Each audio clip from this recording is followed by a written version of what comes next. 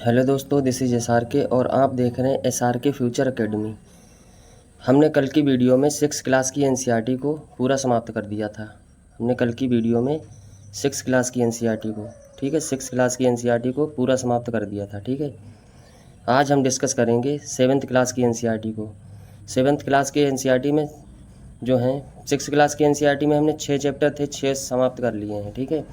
सौरमंडल में पृथ्वी, ग्लोब एवं अक्षांश एवं देशांतर, पृथ्वी की गतियाँ, मानचित्र, पृथ्वी के परिमंडल और हमारा देश भारत, ये हमने सब कंप्लीट कर लिया है, ठीक है।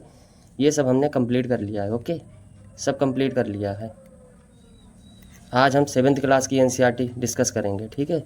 7th क्लास की NCERT में ये इतने चैप्टर हैं, कितने चैप्टर हैं? 7 चैप्टर हैं कुल, ठीक है। 7 चैप्टर हैं 7th क्लास की NCERT में।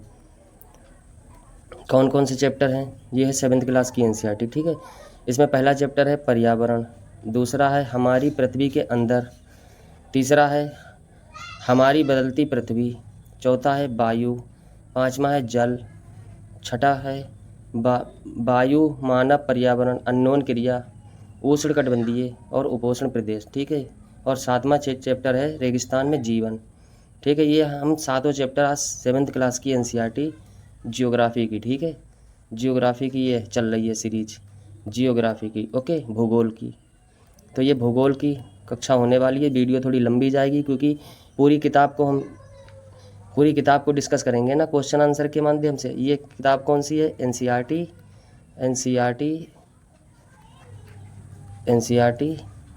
360 डिग्री की ये किताब है, ठीक है। इसमें जितने भी क्वेश्चन बन सकते हैं 7th क्लास की NCERT में, सारे के सारे क्वेश्चन एक ही वीडियो में डिस्कस हो जाएंगे। वीडियो थोड़ी लंबी जाएगी तो आराम से सब्र करके आराम से देखिएगा, ठीक है।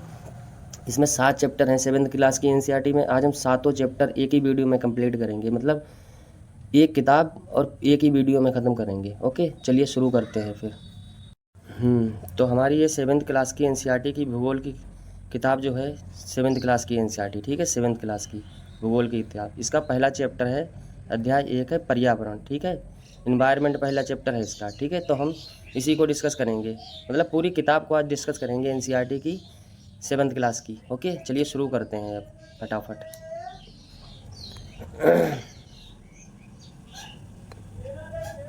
चलिए ठीक है फिर। पहला क्वेश्चन है इसका,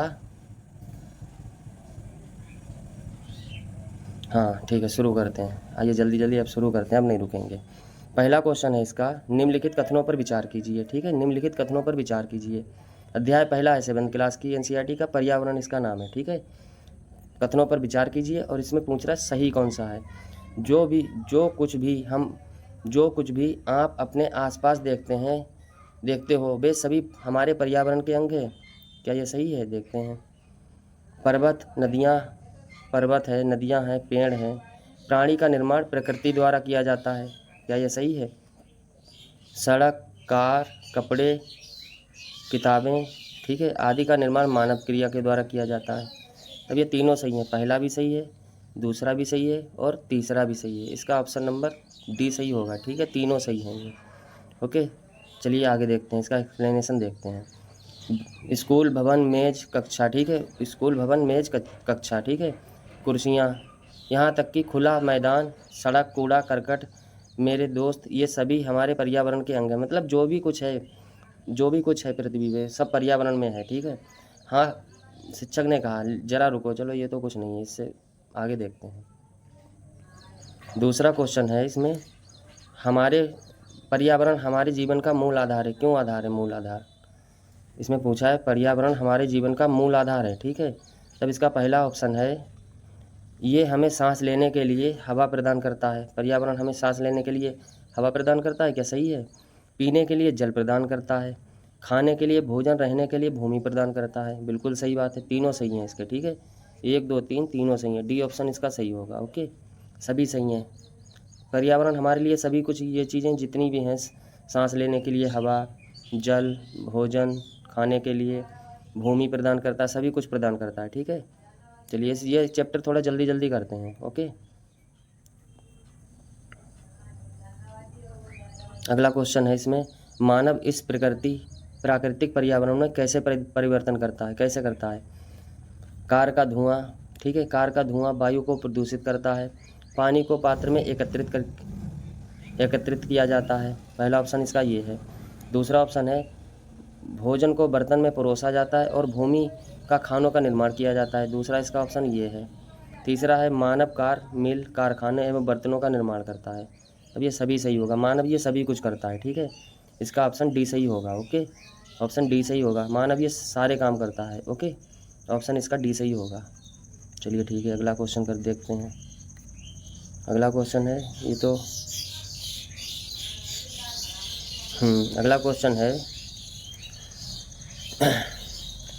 क्वेश्चन नंबर 4 है। इसमें निम्नलिखित में से कौन सी चीज़ें पर्यावरण के अंतर्गत शामिल है? कौन कौन सी चीज़ें शामिल हैं? मनुष्य है, बिल्कुल है। धरातलीय स्थलाकृति है, बिल्कुल है। मानव निर्मित वस्तुएं हैं, बिल्कुल है पर्यावरण में। प्राकृतिक वस्तुएं बिल्कुल हैं। इसका ऑप्शन भी डी सही होगा, ठीक है। ये सभी कुछ चीज़ें, जितनी भी चीज़ें हैं, ये सब पर्यावरण में शामिल हैं। ओके, चलिए ठीक है, आगे बढ़ते हैं। इसमें एक चैप्टर दिया हुआ है ना, पर्यावरण के घटक मानव निर्मित, ठीक है। इसको देख लेते हैं, ठीक है, इसको देख लेते हैं। पर्यावरण के घटक हैं ये, ठीक है। कुछ मानव निर्मित हैं इसमें, कुछ प्राकृतिक हैं। ओके, इसमें मानव निर्मित कौन है? जैसे कि इमारतें हैं, पार्क हैं, पुल हैं, सड़क हैं, स्मारक हैं, उद्योग, ये सब मानव निर्मित हैं। कैसे हैं? ये सब मानव निर्मित हैं, ठीक है, मानव निर्मित हैं। अब इधर आइए, प्राकृतिक देखते हैं, ठीक है। प्राकृतिक में जैसे कि जलमंडल है, वायुमंडल है, स्थलमंडल है, सजीव है, मतलब जैव मंडल है। ये सब कुछ प्राकृतिक। और जैव मंडल किसे कहते हैं? जहाँ पर ये देखो वायु, जल और स्थल, ये तीनों चीज़ें जहाँ पर मिलती हैं, ठीक है। ऐसे देखो, ये मान लो वायु हो गई, ठीक है, ये मान लो जल हो गया, ये मान लो स्थल हो गया, ठीक है। अब इस क्षेत्र को जैव मंडल कहते हैं, यहाँ पे जहाँ पर ये तीनों चीज़ें मिलती हैं, ठीक है। इस क्षेत्र को जो है जैव मंडल कहते हैं, ठीक है। चलिए आगे बढ़ते हैं। इसमें 5वां क्वेश्चन है, निम्नलिखित में से कौन पर्यावरण का प्राकृतिक घटक नहीं है? ठीक है, प्राकृतिक घटक नहीं है, मतलब ना मानव निर्मित इसमें पूछ रहा है। सजीव, जल, वायु, धर्म। तो इसमें धर्म नहीं है। धर्म जो है इंसानों ने बनाया है, कोई प्रकृति ने थोड़ी धर्म बनाया है। बाकी सजीव चीज़ें हैं, जल है, वायु है, ये सब हमें इन्वायरमेंट ने दिया है, ठीक है, प्रकृति ने दिया है। चलिए आगे देखते हैं 6वां क्वेश्चन। ये चैप्टर थोड़ा हल्का ही है। फिलहाल 7th क्लास की एनसीईआरटी छोड़ेंगे कुछ नहीं। निम्नलिखित में से कौन से पर्यावरण निर्मित घटक नहीं है? मतलब इन्वायरमेंट नहीं है, इन्वायरमेंट से घटक नहीं जो निर्मित हुआ है, मानव निर्मित होगा। फिर पार्क, उद्योग, स्मारक, हाँ ये सभी है, या इनमें से कोई नहीं, मतलब मानव निर्मित नहीं है। तो ये तो सारे मानव निर्मित हैं, ये तो सारे मानव निर्मित हैं ना, तब इसमें ऑप्शन डी होगा, क्योंकि ये सारे मानव निर्मित हैं। ये सारे जितने भी हैं, ठीक है, सारे मानव निर्मित हैं, ठीक है, मानव निर्मित हैं। प्रकृति द्वारा ये कुछ भी नहीं बनाए गए, सब मानव ने बनाए हैं। ओके, तब इसका ऑप्शन डी सही होगा। ये वाला क्वेश्चन देखते हैं, ये क्वेश्चन अच्छा है। पर्यावरण के संदर्भ में निम्नलिखित कथनों पर विचार कीजिए, ठीक है। इसका पहला ऑप्शन है, ठीक है, पहला ऑप्शन है इसका, किसी भी जीवित प्राणी के चारों ओर पाए जाने वाले लोग, स्थल, वस्तुएं एवं प्रकृति को पर्यावरण कहते हैं। क्या ये सही है? दूसरा देखते हैं, यह प्राकृतिक एवं मानव निर्मित परिघटनाओं का मिश्रण है। क्या ये सही है? तीसरा देखते हैं, प्राकृतिक पर्यावरण में पृथ्वी पर पाए जाने वाली जीवीय एवं अजीवीय दोनों परिस्थितियां सम्मिलित हैं। ये तीनों चीज़ें सही हैं। इसमें क्या पूछना? पर्यावरण के संदर्भ में कथनों पर विचार कीजिए। ये तीनों चीज़ें सही हैं, ठीक है, तीनों चीज़ें। इसके ऑप्शन आगे होंगे। किसी भी जीवित प्राणी के चारों ओर पाए जाने वाले जितने भी स्थल है, वस्तुएं हैं, प्रकृति, ये सब पर्यावरण तो हैं, बिल्कुल हैं, पहला सही है। दूसरा है प्राकृतिक एवं मानव निर्मित परिघटनाओं का मिश्रण है, बिल्कुल है। इसमें प्रकृति भी बनाती है पर्यावरण को, मानव निर्मित भी चीज़ें होती हैं। तीसरा है प्राकृतिक पर्यावरण में पृथ्वी पर पाए जाने वाली जीवीय एवं अजीवीय दोनों परिस्थितियां पाई जाती हैं, बिल्कुल पाई जाती हैं। पर्यावरण में जीवीय चीज़ें भी मिलेंगी, अजीवीय चीज़ें भी मिलेंगी, ठीक है, मतलब सजीव और निर्जीव चीज़ें दोनों मिलेंगी। इसमें 1, 2, 3 तो सही हो गया, हो सकता है ऑप्शन और आगे हों इसके।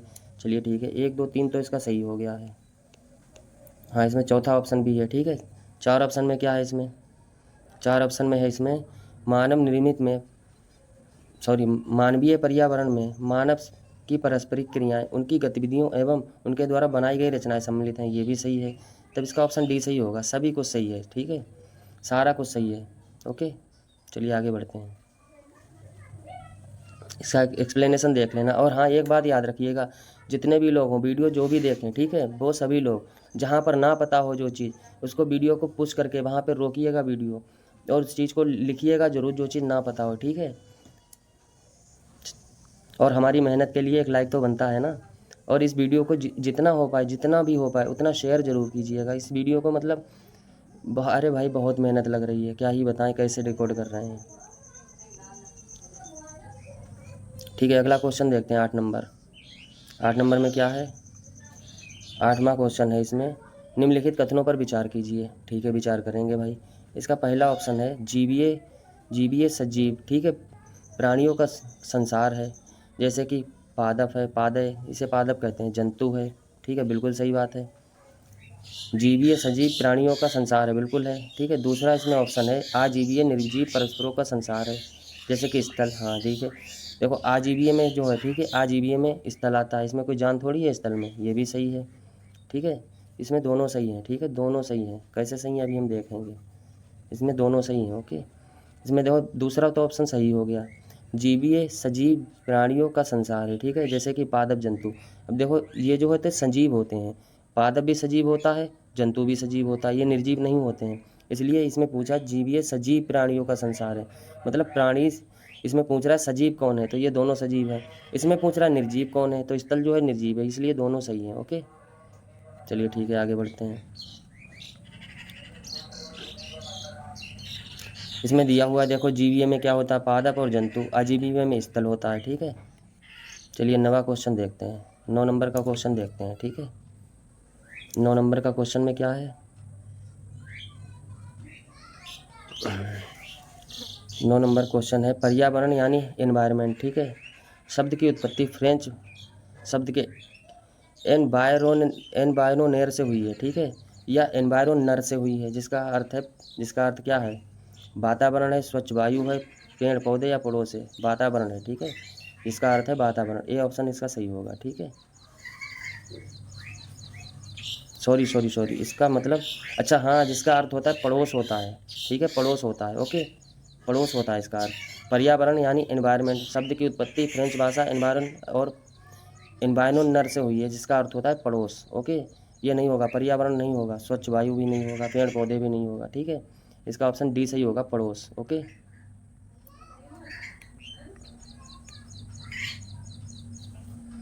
अरे भाई क्या हो रहा है ये,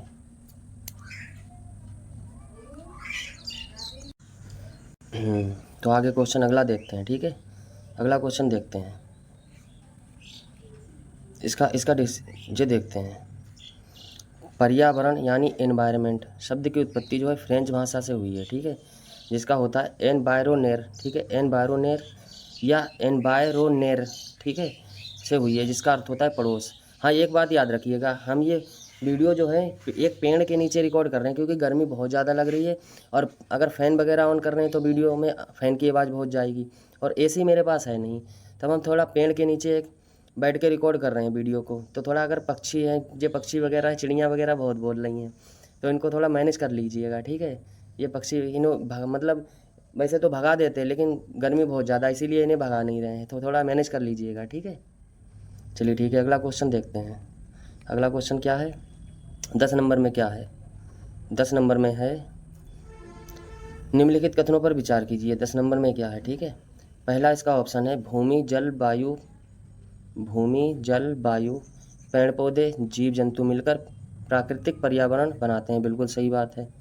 दूसरा देखते हैं, पृथ्वी की ठोस प्रॉपर्टी या कठोर ऊपरी परत को स्थलमंडल कहते हैं, ये भी सही है। कौन सा पूछ रहा है, सही पूछ रहा है, ठीक है।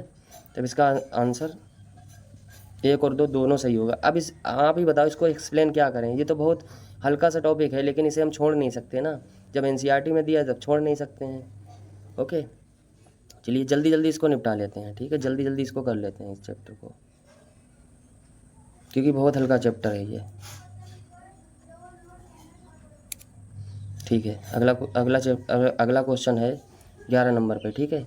स्थल मंडल के संदर्भ में निम्नलिखित कथनों पर विचार कीजिए, ठीक है, किसके संबंध में, स्थल मंडल। तो पहला है इसका, ये चट्टानों एवं खनिजों से बना है, एवं मिट्टी की काफ़ी मोटी परत से ढका है, बिल्कुल सही बात है। स्थलमंडल जो है ये सभी इसकी विशेषताएं हैं, बिल्कुल सही बात है। ये पहाड़, पठार, मैदान, घाटी, ठीक है, पहाड़, पठार, मैदान और घाटी आदि जैसी विभिन्न स्थलाकृतियों वाला एक विषम सरातल धरातल होता है, ठीक है, ये भी सही है। अच्छा, तीसरा ऑप्शन इसका देखते हैं। इस पर स्थित स्थलाकृतियाँ महाद्वीपों के अलावा महासागर की सतह पर भी पाई जाती है। नहीं, ये वाला तो सही नहीं है। नहीं नहीं, हाँ ये वाला भी सही है, ठीक है, ये वाला भी सही है। पहला ऑप्शन देखते हैं। ये स्थलमंडल में ये चट्टानों एवं खनिजों से बना है, मिट्टी की काफ़ी मोटी परत से ढका। काफ़ी मोटी नहीं, पतली परत होगी ना, काफ़ी मोटी। ये तीसरा वाला ऑप्शन जो है ये गलत है, पहला ऑप्शन गलत है, ठीक है, पहला ऑप्शन गलत है। इसका 2 और 3 सही होगा, ठीक है, ऑप्शन ए सही होगा इसका, ठीक है, ऑप्शन ए वाला सही होगा, पहला वाला गलत है। इसमें लिखा है मोटी परत से ढका है, नहीं मोटी से नहीं, पतली से होगा जहाँ तक है। चलिए ठीक है, एक्सप्लेनेशन इसका देखते हैं। ए नंबर सही होगा। थोड़ा एक्सप्लेनेशन देखते हैं। पृथ्वी की ठोस प्रॉपर्टी या कठोर ऊपरी परत को स्थलमंडल कहते हैं, ठीक है। ये चट्टानों एवं खनिजों से बना है, ठीक है, बिल्कुल बना है। हाँ ये देखो, इसमें लिखा है मिट्टी की पतली परत से ढका हुआ है, पतली से, ठीक है, पतली परत है। क्वेश्चन में क्या था, मोटी परत से ढका है, नहीं पतली परत से ढका है, ठीक है। बाकी तो उसके सब सही थे। ओके,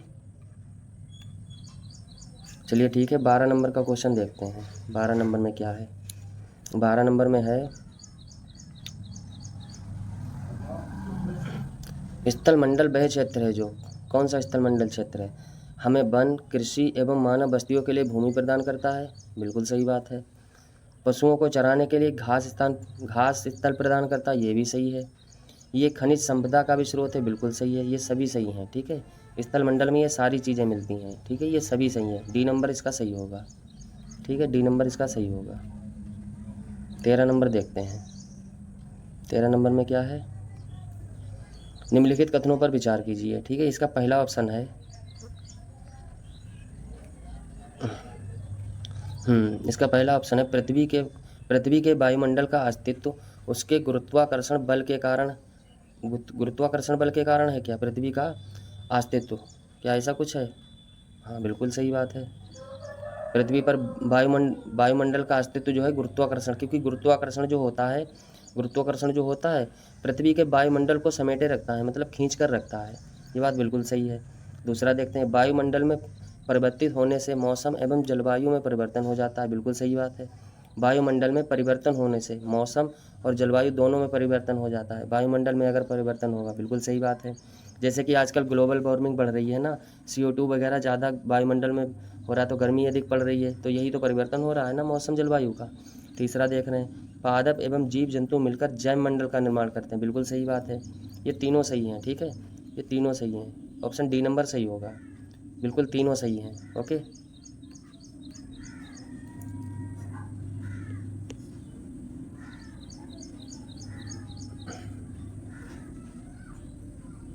चलिए इसके थोड़ा एक्सप्लेनेशन देखते हैं। पृथ्वी के चारों ओर फैली हुई पतली परत को वायुमंडल कहते हैं, ठीक है। पृथ्वी के चारों ओर फैली हुई पतली परत को, ये देख लेना, कहीं लिख दे मोटी परत को वायुमंडल कहते हैं, नहीं, पतली परत को वायुमंडल कहते हैं, ठीक है। पृथ्वी का गुरुत्वाकर्षण बल चारों ओर वायुमंडल को थामे रखता है, ठीक है। पृथ्वी का कौन सा बल, गुरुत्वाकर्षण बल जो होता है, ठीक है, गुरुत्वाकर्षण बल ये वायुमंडल को थामे रखता है, ठीक है। वायुमंडल को मतलब थामे रखता है, मतलब इसे जकड़ कर रखता है कहीं। ये सूर्य की झुलसाने वाली गर्मी एवं हानिकारक किरणों से हमारी रक्षा भी करता है, वायुमंडल, ठीक है, वायुमंडल हमारी रक्षा भी करता है, बिल्कुल सही बात है। ओजोन परत से भी CFC वगैरह जिस UV किरणें आती हैं ना, इससे भी रक्षा करता है वायुमंडल। अच्छा, इसमें आगे एक्सप्लेनेशन में क्या है, कई प्रकार की गैस, ठीक है, धूलकण, ठीक है, जलवाष्प वायुमंडल में उपस्थित होते हैं, ठीक है। वायुमंडल में परिवर्तन होने से मौसम और जलवायु में परिवर्तन होता है, ठीक है। अगर वायुमंडल में परिवर्तन हो जाएगा तब मौसम और जलवायु दोनों में परिवर्तन होगा, ठीक है। अब इसमें लिखा है पादप एवं जीव जंतु मिलकर, ठीक है, जीव जंतु मिलकर किसका, जैव मंडल का निर्माण करते हैं, किसका, जैव मंडल या सजीव संसार का निर्माण करते हैं, ठीक है। ये एक्सप्लेनेशन में था इसकी। 14 नंबर में देखते हैं। 14 नंबर में क्या है, 14 नंबर में है, निम्नलिखित में से कथन परितंत्र के बारे में पूछ रहा है, परितंत्र के बारे में कौन सा कथन सही है। पहला ऑप्शन है किसी भी भौगोलिक क्षेत्र की वनस्पतियाँ एवं प्राणी, मतलब वनस्पति और प्राणी जो हैं ये परितंत्र हैं क्या। दूसरा देखते हैं, एक दूसरे से अलग रहने वाले जीवों का समुदाय, ये तो बिल्कुल ही गलत है, अलग थोड़ी रहेंगे, अननोन क्रिया करते हैं ना परितंत्र में एक दूसरे से, ये तो गलत है। जीवों का समुदाय और साथ ही पर्यावरण जिसमें हम रहते हैं, ये बिल्कुल सही बात है, तीसरा ऑप्शन बिल्कुल सही है।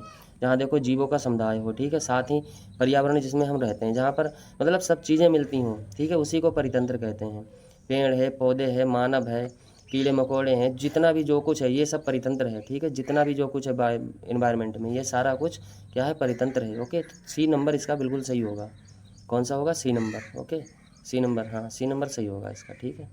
15 नंबर देखते हैं, 15 नंबर में क्या है, क्वेश्चन नंबर 15।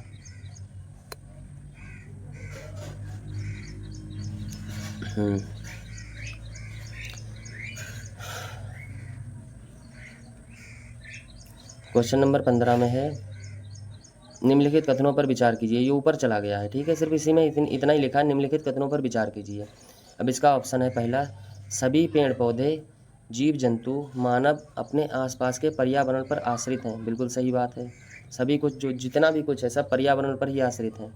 दूसरा ऑप्शन देखते हैं, जीवधारियों का आपसी एवं अपने आसपास के पर्यावरण के बीच का संबंध परितंत्र कहलाता है। जीवधारियों का आपसी, ठीक है, आपसी एवं आसपास के पर्यावरण के बीच का संबंध परितंत्र कहलाता है, बिल्कुल सही बात है। तीसरा देखते हैं, अधिक वर्षा वाले वन, घास स्थल, रेगिस्तान, पर्वत, झील, नदी, महासागर, ये छोटे एवं छोटे ताल का भी परितंत्र होता है, बिल्कुल सही बात है। ये तीनों सही हैं, ठीक है, ये तीनों सही हैं, ऑप्शन नंबर डी सही होगा। ओके, ऑप्शन नंबर डी सही होगा। इसमें क्वेश्चन में क्या था, निम्नलिखित कथनों पर विचार कीजिए, ठीक है, क्वेश्चन में था निम्नलिखित कथनों पर विचार कीजिए। अब ये सभी इसका सही होगा। ओके, तो फिर अगला क्वेश्चन देखते हैं, ठीक है, ये सारे सही हैं, ठीक है। एक्सप्लेनेशन में क्या है, एक्सप्लेनेशन में है इसमें, सभी पेड़ पौधे जीव जंतु, ठीक है, जीव जंतु हम अपने आसपास के पर्यावरण पर आश्रित होते हैं, ठीक है, अपने पर्यावरण पर। ओके, ये प्रायः एक दूसरे से आश्रित हैं। अरे यार ये पक्षी कितना बोल रहे हैं, ये वर्ड्स ज़्यादा ही कुछ नहीं बोल रहे हैं, क्या करें इनका, भगाते हुए ना बन रहा है। चलो कोई नहीं, मैनेज करते हैं, थोड़ी बहुत देर में भाग जाएंगे। जीवधारियों का आपसी एवं अपने आसपास के पर्यावरण के बीच का संबंध ही परितंत्र कहलाता है, ठीक है, ये चीज़ देखना, जीवधारियों का आसपास, ठीक है, आपसी और आसपास के पर्यावरण के बीच के संबंध ही क्या कहलाता है, परितंत्र कहलाता है, ठीक है, इकोसिस्टम कहलाता है। अधिक वर्षा वाले वन, ठीक है, घास स्थल, रेगिस्तान, पर्वत, नदी, झील, नदी, महासागर, छोटे ताल का भी एक परितंत्र होता है, बिल्कुल होता है, इकोसिस्टम इनका भी होता है। ओके, चलिए ठीक है, अगला क्वेश्चन देखते हैं। 16 नंबर में है, विश्व पर्यावरण दिवस कब मनाया जाता है। कुछ नहीं देखेंगे इसमें, सीधे ऑप्शन टिक करेंगे, 5 जून को, ठीक है, 5 जून को मनाया जाता है विश्व पर्यावरण दिवस, ठीक है। ये वाला क्वेश्चन देखते हैं, वस्तु विनिमय प्रणाली, ये क्वेश्चन अच्छा है। 17 नंबर में क्वेश्चन में है, वस्तु विनिमय पद्धति का अर्थ क्या होता है। वस्तु विनिमय प्रणाली, वस्तु विनिमय पद्धति का अर्थ क्या होता है। इसका ऑप्शन ए में है, ये वस्तुओं की अदला बदली का व्यापार है जिसमें धन का प्रयोग होता है। गलत बात है, इसमें धन का प्रयोग नहीं होता है, धन का प्रयोग बिल्कुल नहीं होता है, ठीक है, पहला तो गलत हो गया। ये वस्तुओं की अदला बदली का व्यापार है जिसमें धन का प्रयोग नहीं होता, बिल्कुल सही बात है। ये दूसरा ऑप्शन बिल्कुल सही है, बी ऑप्शन बिल्कुल सही है। वस्तु विनिमय प्रणाली क्या होती है, मतलब कोई चीज़ वस्तु, जैसे कि हमारे पास कोई वस्तु है और आपके पास कोई वस्तु है, तो हम लोगों ने अदला बदली कर ली है, इसी को वस्तु विनिमय प्रणाली कहते हैं। लेकिन इसमें कोई धन खर्च नहीं हुआ, ना आपने कुछ दिया ना हमने कुछ दिया, ठीक है, बस अदला बदली कर ली, ठीक है, अदला बदली कर ली, बस अदला बदली, ठीक है, इसी को वस्तु विनिमय प्रणाली कहते हैं। जैसे कि मान लो मेरे पास सेब है, ठीक है, आपके पास क्या है, आपके पास नाशपाती है, ठीक है, नाशपाती है, तो हमने एक आपको सेब दे दिया, आपने एक हमें नाशपाती दे दी, ठीक है, इसमें कोई धन का प्रयोग नहीं हुआ, इसी को वस्तु विनिमय प्रणाली कहते हैं। आई होप समझ में आया होगा, ठीक है, बी ऑप्शन इसका बिल्कुल सही है। कहाँ गया भाई, बी ऑप्शन सही है, ठीक है, बी वाला ऑप्शन इसका सही था, ठीक है, बी वाला ऑप्शन कहाँ गया भाई, बी वाला ऑप्शन, ठीक है। आगे तो वो सब गलती हैं। ये पैसों की अदला बदली का व्यापार है, गलत है। इसमें पैसे का प्रयोग नहीं होता। एक ऐसा व्यापार है जिसमें एक देश वस्तु देते हैं, दूसरे से पैसे की कोई बात ही नहीं होती है, ठीक है।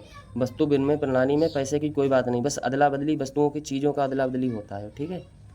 अगला क्वेश्चन देखते हैं। इसकी वो भी देख लेते हैं, थोड़ी व्याख्या भी। वस्तु विनिमय पद्धति क्या होती है, ठीक है। वस्तु विनिमय पद्धति, इसमें क्या होता है, वस्तुओं की अदला बदली का व्यापार होता है, ठीक है। इसमें धन का प्रयोग नहीं होता है, धन का प्रयोग नहीं होता है, ठीक है। धन का कोई प्रयोग नहीं होता है। अगला क्वेश्चन 18 नंबर देखते हैं। 18 नंबर थोड़ा बड़ा क्वेश्चन है, कोई बात नहीं, काफ़ी बड़ा क्वेश्चन है। 18 नंबर थोड़ा मैनेज कर लीजिएगा, थोड़ा बड़ा क्वेश्चन है, ठीक है। और हाँ, मोबाइल को आप कैसे, जैसे कि बेड़ा नहीं करते हैं हॉरिजेंटल में, इस हिसाब से वीडियो देखिएगा। ये नहीं कि सीने पे रख लिया, मोबाइल खड़ा कर लिया और बस देख लिया, ऐसा नहीं। हॉरिजेंटल में मोबाइल कीजिएगा, उसको साइड में रखिएगा और कॉपी जैसे पकड़ ली, ठीक है। कॉपी पे लिखते रहना, ठीक है। जो भी चीज़ ना समझ में आए वो चीज़ लिखते रहना कॉपी में। अगर एक बार में वीडियो ना समझ में आए तो डबल स्पीड में दोबारा भी देख लेना इसको, ठीक है। कम से कम इसे एग्ज़ाम तक, जितनी भी मेरी ये वीडियो एनसीईआरटी 360 डिग्री की आ रही हैं, इनको कम से कम 3 से 4 बार हर किसी को देखना है। ये समझ लो क्वेश्चन इनसे बाहर नहीं जाएगा। चलिए 18 नंबर अब देखते हैं। 18 नंबर में क्या है, समय के साथ मानव ने पर्यावरण के उपयोग में, ठीक है। समय के साथ मानव ने पर्यावरण के उपयोग और परिवर्तन करने के कई तरीके सीख लिए हैं, जिसके परिणाम स्वरूप क्या हुआ है, ठीक है। इसमें ये बोल रहा है क्या हुआ है बताओ। पर मानव ने मतलब क्या क्या किया है, फसल उगाना, पशुपालन, स्थायी जीवन सीख लिया, बिल्कुल सीख लिया है। पहिए का आविष्कार भी हुआ, आवश्यकता के लिए अधिक अन्न उपजाया गया, बिल्कुल सही बात है।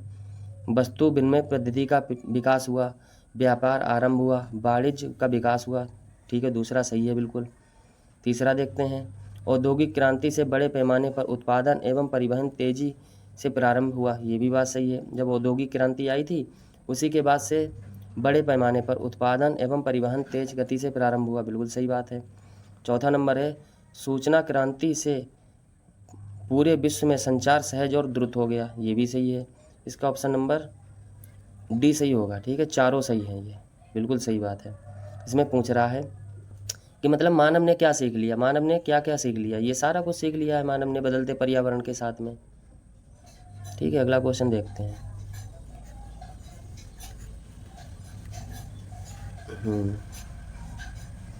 अगला चैप्टर अब हमारा शुरू होता है, ठीक है। पहला चैप्टर इसका पर्यावरण फिनिश हो गया है। क्लास 7th की एनसीईआरटी का पहला चैप्टर ख़त्म हो गया है, ठीक है। अब हम शुरू करते हैं अध्याय दूसरा। अध्याय दूसरा कौन सा है, अध्याय दूसरा है इसका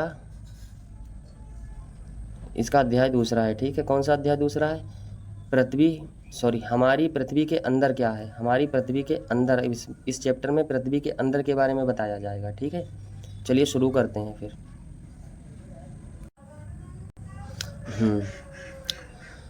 तो अध्याय 2 का मतलब 7th क्लास की एनसीईआरटी है ये, ठीक है। 7th क्लास की एनसीईआरटी, ठीक है। 7th क्लास की एनसीईआरटी है जियोग्राफी की, ठीक है, जियोग्राफी की।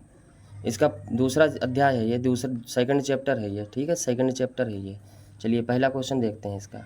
पहला है, पृथ्वी के संदर्भ में निम्नलिखित कथनों पर विचार कीजिए। ये एक गतिशील ग्रह है, बिल्कुल सही बात है, गतिशील है, घूर्णन भी करता है, परिक्रमण भी करता है। पृथ्वी जो है ये घूर्णन भी करती है 24 घंटे में, ठीक है। 24 घंटे में ये घूर्णन भी करती है, ठीक है, अपने अक्ष पर घूर्णन भी करती है। और 365 दिन में लगभग परिक्रमण भी सूर्य की करती है, परिक्रमण भी करती है ये, ठीक है। तब ये गतिशील है, बिल्कुल सही बात है। दूसरा देखते हैं, इसके अंदर एवं बाहर निरंतर परिवर्तन होता है, बिल्कुल सही बात है। इसके अंदर भी परिवर्तन होता है, बाहर भी परिवर्तन होता है। इसका ऑप्शन सी सही होगा। 1 और 2 दोनों सही हैं, सही पूछ रहा है ना, सही पूछ रहा है, तब इसमें 1 और 2 दोनों सही होगा, ठीक है। अगला क्वेश्चन देखते हैं, इसका एक्सप्लेनेशन भी थोड़ा देख लेते हैं। हमारी पृथ्वी एक गतिशील ग्रह है, बिल्कुल है। इसके अंदर एवं बाहर निरंतर परिवर्तन होता रहता है, ठीक है। चलिए अगला क्वेश्चन देखते हैं। क्वेश्चन इसका इधर है, ऑप्शन इसके आगे हैं, ठीक है, ये चीज़ देख लेना। दूसरा क्वेश्चन है, पृथ्वी का आंतरिक भाग के संदर्भ में निम्नलिखित कथनों पर विचार सही नहीं है, सही नहीं है मतलब आंतरिक के संदर्भ में, आंतरिक भाग के संदर्भ में, आंतरिक भाग के संदर्भ में कौन सा सही नहीं है, ये पूछ रहा है। आंतरिक भाग के संदर्भ में कौन सा कथन सही नहीं है। अब इसके ऑप्शन देखते हैं, ठीक है, कौन सा सही नहीं है, देखते हैं भाई कौन सा सही नहीं है। ठीक है, पहला ऑप्शन है इसका, ये एक प्याज की तरह पृथ्वी, मतलब ये एक प्याज की तरह पृथ्वी भी एक के ऊपर सकेंद्री परतों से बनी है। ये तो बात सही है भाई, पहला तो सही है। इसमें कौन सा पूछ रहा था, सही नहीं है, नहीं है पूछ रहा था, कौन सा सही नहीं है ये देखना है। पृथ्वी की सतह की सबसे ऊपरी परत को प्रॉपर्टी, ठीक है, क्रस्ट कहते हैं, बिल्कुल CRUST क्रस्ट कहते हैं, ठीक है। ये सबसे पतली परत होती है, बिल्कुल सही बात है, बिल्कुल सही बात है। तीसरा ऑप्शन में है प्रॉपर्टी की मोटाई जो है महाद्वीपों में, ये गलत हो गया। महाद्वीपों में 5 किलोमीटर और समुद्री महासागर में 35 किलोमीटर, ये उल्टा कर दिया, ठीक है। जबकि इसमें देखो क्या होता है, महासागर में जो होता है ये 5 किलोमीटर लगभग होती है, 5 किलोमीटर, ठीक है। और महाद्वीप में जो होती है ये लगभग 35 किलोमीटर होती है, ठीक है। तब इसमें जो तीसरे ऑप्शन में उल्टा कर दिया है, ये गलत हो गया, सही नहीं है पूछ रहा है, तब इसका सिर्फ 3 ऑप्शन सही नहीं है, ठीक है। तीसरा वाला ऑप्शन सही नहीं है, बाकी सब ठीक है। ओके, देखो पृथ्वी जो होती है प्याज की तरह होती है, इसमें कई परतें होती हैं ना। आइए देखते हैं, जैसे कि ये पृथ्वी है, ठीक है, इसमें कई परतें होती हैं ना। जैसे कि मान लो ये परतें हैं, ठीक है, पृथ्वी की। ओके, अब देखो ये तो देखो मान लो हो गई क्रस्ट, ये हो गई मेंटल, ये बाहरी कोर हो गई, ये आंतरिक कोर हो गई, ठीक है। इसमें कई परतें होती हैं ना, पहला ऑप्शन तो सही है। दूसरा देखते हैं, पृथ्वी की सतह की सबसे ऊपरी परत को भूपर्टी कहते हैं, ये सबसे पतली परत है, ये भी बात सही है।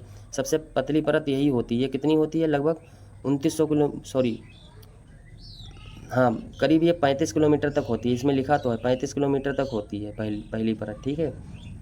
ओके, इसमें 1 और 2 सही है, तीसरा ऑप्शन इसका गलत है, ठीक है। जब इसका ऑप्शन सही नहीं पूछ रहा था ना, तब इसका बी ऑप्शन सही होगा, ठीक है। केवल 3 सही नहीं है, बाकी दोनों सही हैं।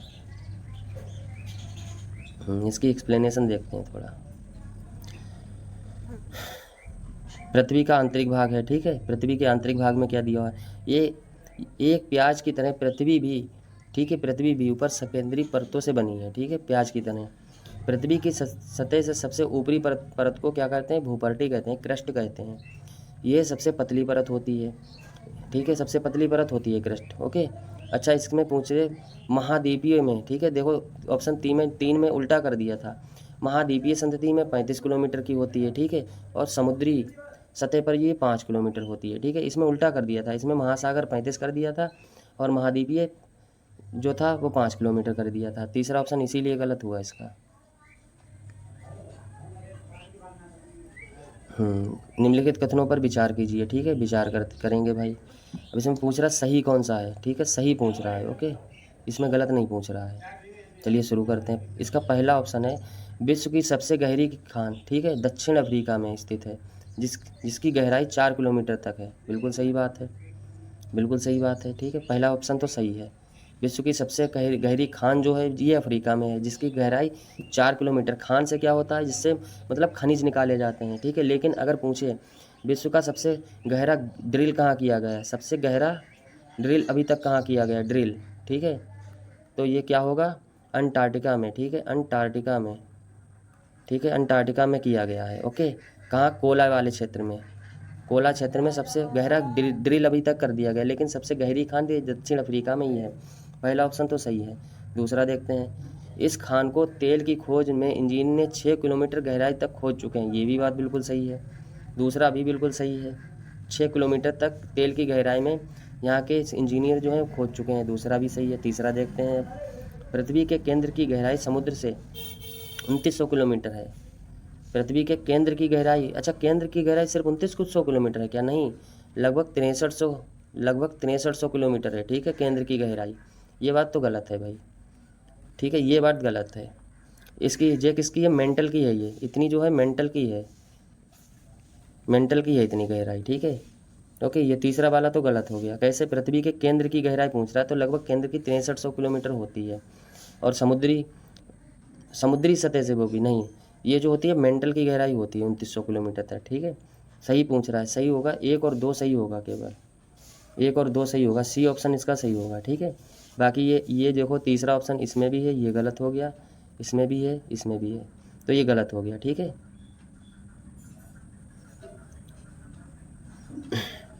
चलिए ठीक है, इसका एक्सप्लेनेशन देखते हैं।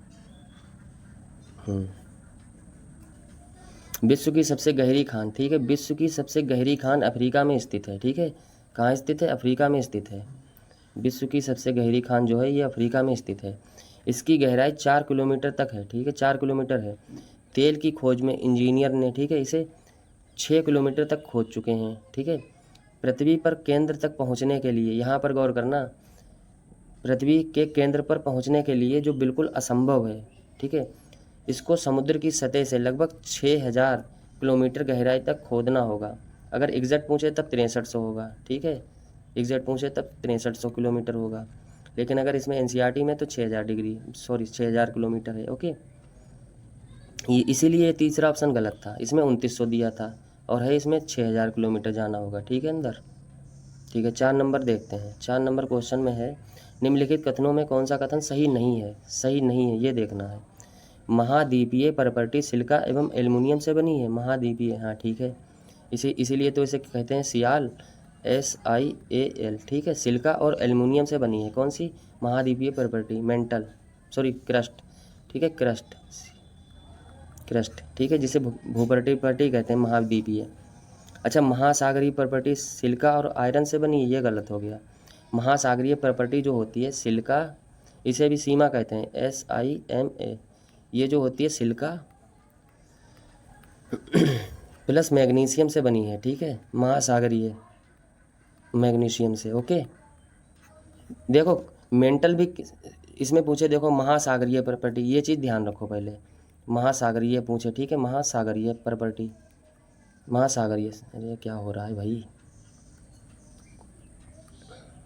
महासागरीय। ठीक है, महासागरीय पूछे और इसमें मेंटल पूछे, ये चीज़ दोनों में एक ही होगा। मेंटल पूछे, ठीक है, बे क्या हो रहा है भाई, मेंटल पूछे। ठीक है, मेंटल पूछे, ये दोनों में एक ही चीज़ कॉमन आती है। ठीक है, सीमा, SIMA। ठीक है, महासागरीय प्रॉपर्टी में भी सीमा आएगा और मेंटल में भी सिलिका और मैग्नीशियम, सिलिका प्लस मैग्नीशियम आएगा इन दोनों में। ठीक है, और अगर महाद्वीपीय पूछे तब उसमें सियाल होगा। महाद्वीपीय जैसे है ये महाद्वीपीय प्रॉपर्टी, इसमें सियाल आएगा। इसमें जो होता है क्या होता है, सिलिका और एल्युमिनियम। ठीक है, तो दूसरा ऑप्शन तो गलत हो गया, पहला सही है। अब तीसरा देखते हैं। इसमें पृथ्वी की सतह की प्रॉपर्टी से नीचे मेंटल होता है। हाँ बिल्कुल सही बात है, जिसकी गहराई 2900 किलोमीटर होती है, वही तो बात हो रही थी ना अभी, ये भी सही है। इसमें पूछ रहा है चौथा, अच्छा चौथा ऑप्शन भी है इसमें। पृथ्वी की आंतरिक परत को क्रोड कहते हैं, जो निकेल और लोहे से बना, ये भी बात सही है। ठीक है, ये भी बात सही है। तब इसमें गलत कौन सा है? गलत है इसमें ऑप्शन नंबर बी। ठीक है, ऑप्शन नंबर बी गलत है। कौन सा गलत है? ऑप्शन नंबर बी वाला गलत है। ठीक है, बी वाला गलत है। ओके, हाँ एक और चीज़ याद रखना, जैसे कि मान लो पूछे कि जो क्रोड है, जो क्रोड, ठीक है, क्रोड जो सबसे आंतरिक परत है, ये किससे बनी होती है? निकिल प्लस फेरम से। ठीक है, फेरम, ये क्या होता है? फेरम जो होता है लोहा होता है। ठीक है, और निकिल ही होता है। ठीक है,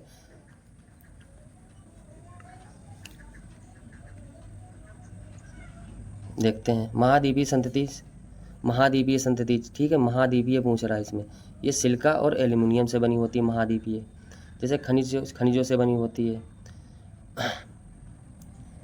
जिसे सीमा कहते हैं। ठीक है, सीमा। ओके, अगला क्वेश्चन देखते हैं। इसका एक्सप्लेनेशन आगे भी है, चलो देख लेते हैं। महासागरीय प्रॉपर्टी जो होती है, महासागरीय होती है सिलिका और मैग्नीशियम से बनी होती है। ठीक है, सिलिका और मैग्नीशियम से, इसे सीमा कहते हैं। ठीक है, प्रॉपर्टी के ठीक नीचे मेंटल जो होता है 2900 किलोमीटर होता है। मेंटल कितना होता है? 2900 किलोमीटर। देखो क्रस्ट जो होता है लगभग 35 किलोमीटर होता है। ठीक है, इसके नीचे मेंटल जो होता है ये लगभग 2900 किलोमीटर गहराई तक फैला होता है। ठीक है, फैला होता है। इसकी आंतरिक त्रिज्या परत जो होती है, इसकी त्रिज्या 3500 किलोमीटर तक। अच्छा हाँ, ये पूछे अगर, मतलब निकल और लोहे की बनी होती है, क्या बना होता है निकल और लोहे का? कोर। ठीक है, कोर जिसे बोलते हैं। ओके, क्रस्ट मेंटल कोर होते हैं ना, तो जो सबसे आंतरिक परत जो होती है ये निकल और लोहे की बनी होती है, निकल और फेरम की। ओके, चलिए अगला क्वेश्चन देखते हैं। अगला क्वेश्चन में क्या है, बे यार ये क्या हो गया। तो अगला क्वेश्चन देखते हैं इसका, ठीक है। अगला क्वेश्चन में क्या है, इसमें 5वां नंबर देखते हैं। निम्नलिखित कथनों में कौन सा सुमेलित है, सुमेलित कौन सा ये देखना है।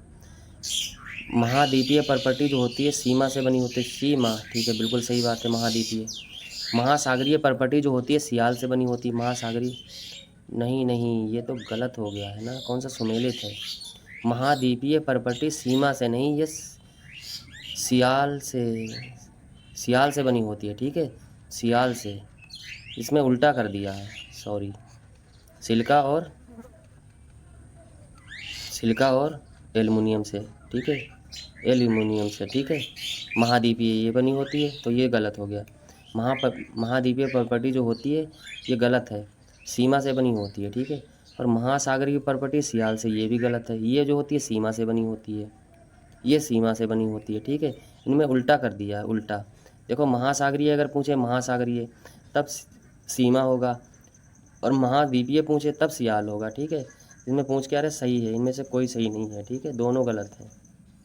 डी ऑप्शन इसका सही होगा, ठीक है। ये तो देख ही चुके हैं कौन सी चीज़ किससे बनी हुई है, कौन सी परत। 6 नंबर देखते हैं अब। क्वेश्चन नंबर 6, पृथ्वी के संदर्भ में निम्नलिखित कथनों पर विचार कीजिए। पहला इसका ऑप्शन है, पृथ्वी के आयतन का केवल 1% प्रॉपर्टी के पास है, बिल्कुल सही बात है। पृथ्वी के आयतन का केवल 1% प्रॉपर्टी के पास है, बिल्कुल सही बात है। प्रॉपर्टी मतलब क्रस्ट के पास है, ठीक है। क्रस्ट के पास सिर्फ 1% ही है, ठीक है, आयतन का। अच्छा, 84% जो होता है मेंटल तथा 15% क्रोड का होता है। हाँ ठीक है, 84% जो होता है मेंटल का होता है, और 15% जो होता है क्रोड का हिस्सा होता है, ठीक है। अब देखो वही बात आ गई, पृथ्वी की त्रिज्या 6371 किलोमीटर है, सही पूछ रहा है, ये तीनों सही हैं, ठीक है। अब इसको देखते हैं थोड़ा। जैसे कि मान लो अपनी ये पृथ्वी है, ठीक है।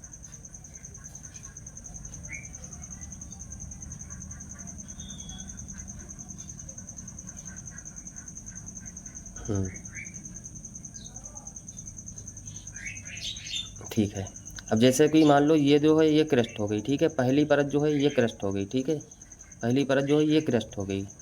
क्रस्ट जो होती है, ठीक है, ये सिर्फ 1% आयतन होता है इसका। पृथ्वी के आयतन का सिर्फ 1% इसके पास आयतन होता है, ठीक है। ये मान लो मेंटल हो गया अगली परत, ठीक है, ये मेंटल हो गया। मेंटल के पास कितना होता है, मेंटल के पास लगभग होता है 84%, ठीक है, 84%। ये क्रस्ट हो गया, ये क्रस्ट हो गया, इसके पास लगभग 15% होता है आयतन, ठीक है। सबसे कम जो होता है क्रस्ट के पास ही होता है, सिर्फ 1%, इसके पास सिर्फ 1% होता है, ठीक है। ये जो है मेंटल के पास लगभग 84% होता है। और ये कोर, सॉरी ये कोर होगा, ठीक है, क्रस्ट नहीं होगा। ये जो होगा क्या होगा, कोर होगा, ओके।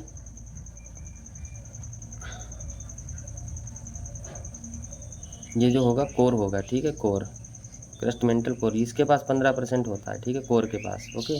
मैंने क्रस्ट लिख दिया था गलती से, ओके सॉरी। इसे देखते हैं। पृथ्वी के आयतन का केवल 1% हिस्सा जो है प्रॉपर्टी के पास है, ठीक है। 84% हिस्सा जो है ये मेंटल के पास है, और 15% हिस्सा जो होता है क्रोड के पास है, ठीक है, ओके। पृथ्वी की त्रिज्या लगभग 6371 किलोमीटर है, ठीक है। त्रिज्या कितनी, जैसे कि मान लो ये पृथ्वी है, ठीक है, पृथ्वी है ये, तब इसकी त्रिज्या क्या होगी, लगभग आधी, ठीक है। ये जो है, ठीक है, त्रिज्या इसके अंदर जाएंगे मतलब को केंद्र तक, ये जो होता है 6371 किलोमीटर होती है, ठीक है। अगला क्वेश्चन देखते हैं। अगले क्वेश्चन में क्या कह रहा है, पृथ्वी के क्रोड के संदर्भ में पूछ रहा है, ठीक है। क्रोड के संदर्भ में कौन सा कथन, मतलब विचार कीजिए, सही पूछ रहा है, ओके। इसकी त्रिज्या लगभग 35 किलोमीटर होती है, किसकी पूछ रहा है, क्रस्ट मेंटल कोड की, हाँ बिल्कुल सही बात है। 3500 किलोमीटर इसकी त्रिज्या होती है, जो सबसे आंतरिक परत होती है क्रोड जो सबसे आंतरिक परत होती है, इसकी त्रिज्या लगभग 3500 किलोमीटर होती है, ठीक है, ये पहला सही है। दूसरा देखते हैं, ये मुख्यतः निकेल एवं लोहे की बनी होती है, जिसे नीफे कहते हैं, बिल्कुल सही बात है। क्रोड जो होती है, क्रोड क्रस्ट मेंटल कोर, जो अंदर वाली भाग, इसे कोर भी कहते हैं, क्रोड भी कहते हैं, ठीक है। जो सबसे आंतरिक भाग है पृथ्वी का, ये 3500 किलोमीटर तो इसकी लगभग त्रिज्या है, ठीक है। सिर्फ क्रोड की बता रहा हूँ। और इस ये बनी काहे की होती है, निकिल और लोहे की, जिसे फेरम भी कहते हैं, नीफे, ठीक है, जिसे नीफे कहते हैं, ठीक है। निकिल और फेरम से बनी होती है। फेरम मतलब होता है लोहा, ओके, फेरम से होता है लोहा बनता है, ठीक है। तब ये भी सही है। अच्छा, तीसरा ऑप्शन इसका देखते हैं। तीसरा ऑप्शन में क्या है इसमें, केंद्रीय कोड का तापमान एवं दाब काफ़ी निम्न होता है। नहीं भाई, बहुत अधिक होता है, ठीक है, ये गलत हो गया। केंद्रीय कोड का तापमान जो होता है काफ़ी बहुत अधिक होता है, बहुत ज़्यादा होता है। तीसरा तो ऑप्शन गलत हो गया। 3 हटाओ, 3 हटाओ, 3 हटाओ, ओके। ऑप्शन सी सही होगा इसका, 1 और 2 सही है, ओके। ऑप्शन सी सही होगा इसका, ऑप्शन सी सही होगा, ठीक है।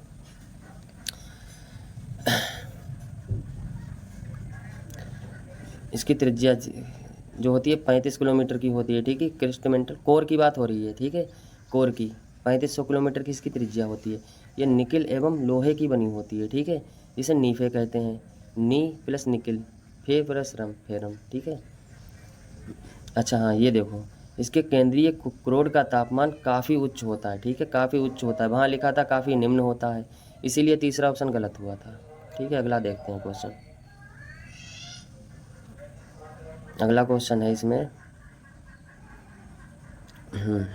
निम्नलिखित कथनों पर विचार कीजिए, कौन सा सही है, सही बताना है, ठीक है, सही बताना है इसमें। पहला ऑप्शन है इसमें, सेल विभिन्न रंग, आकार एवं गठन के हो सकते हैं। बिल्कुल सही बात है। सेल जो होती हैं, चट्टानों को ही सेल कहते हैं, ठीक है। इनका रंग अलग हो सकता है, आकार और गठन सब कुछ अलग हो सकता है, बिल्कुल हो सकता है। दूसरा देखते हैं, पृथ्वी की परपटी बनने वाले, ठीक है, जो पृथ्वी की परपटी बनाने वाले खनिज पदार्थ के किसी भी प्राकृतिक पिंड को शेल कहते हैं। बिल्कुल सही बात है। परपटी में, ठीक है, जो पृथ्वी की परपटी मतलब क्रस्ट बनाने वाले, ठीक है, खनिज पदार्थ के किसी भी प्राकृतिक पिंड को शेल कहते हैं, ठीक है, बिल्कुल सही बात है। तीसरा देखते हैं, मुख्य रूप से शेल 3 प्रकार की होती हैं, ठीक है, 3 प्रकार की शेल होती हैं। कौन सी होती हैं, आग्नेय जिसे इग्नियस कहते हैं, ठीक है, अवसादी जिसे सेडिमेंट्री कहते हैं, कायांतरित जिसे मेटामॉर्फिक कहते हैं। ये भी बात सही है, ये भी सही है। कायांतरित जिसे इग्नियस कहते हैं, अवसादी जिसे सेडिमेंट्री कहते हैं, कायांतरित जिसे मेटामॉर्फिक कहते हैं, ये भी बात सही है। ये सब शेल है ना, ये सब चट्टानें हैं, आग्नेय चट्टान, अवसादी चट्टान, कायांतरित चट्टान, ये भी सही है। इसमें सही पूछ रहा है, तीनों सही हैं, ठीक है, तीनों इसके सही हैं, ओके। कथनों पर विचार कीजिए, कौन सा कथन सही है, बिल्कुल तीनों सही हैं, ओके।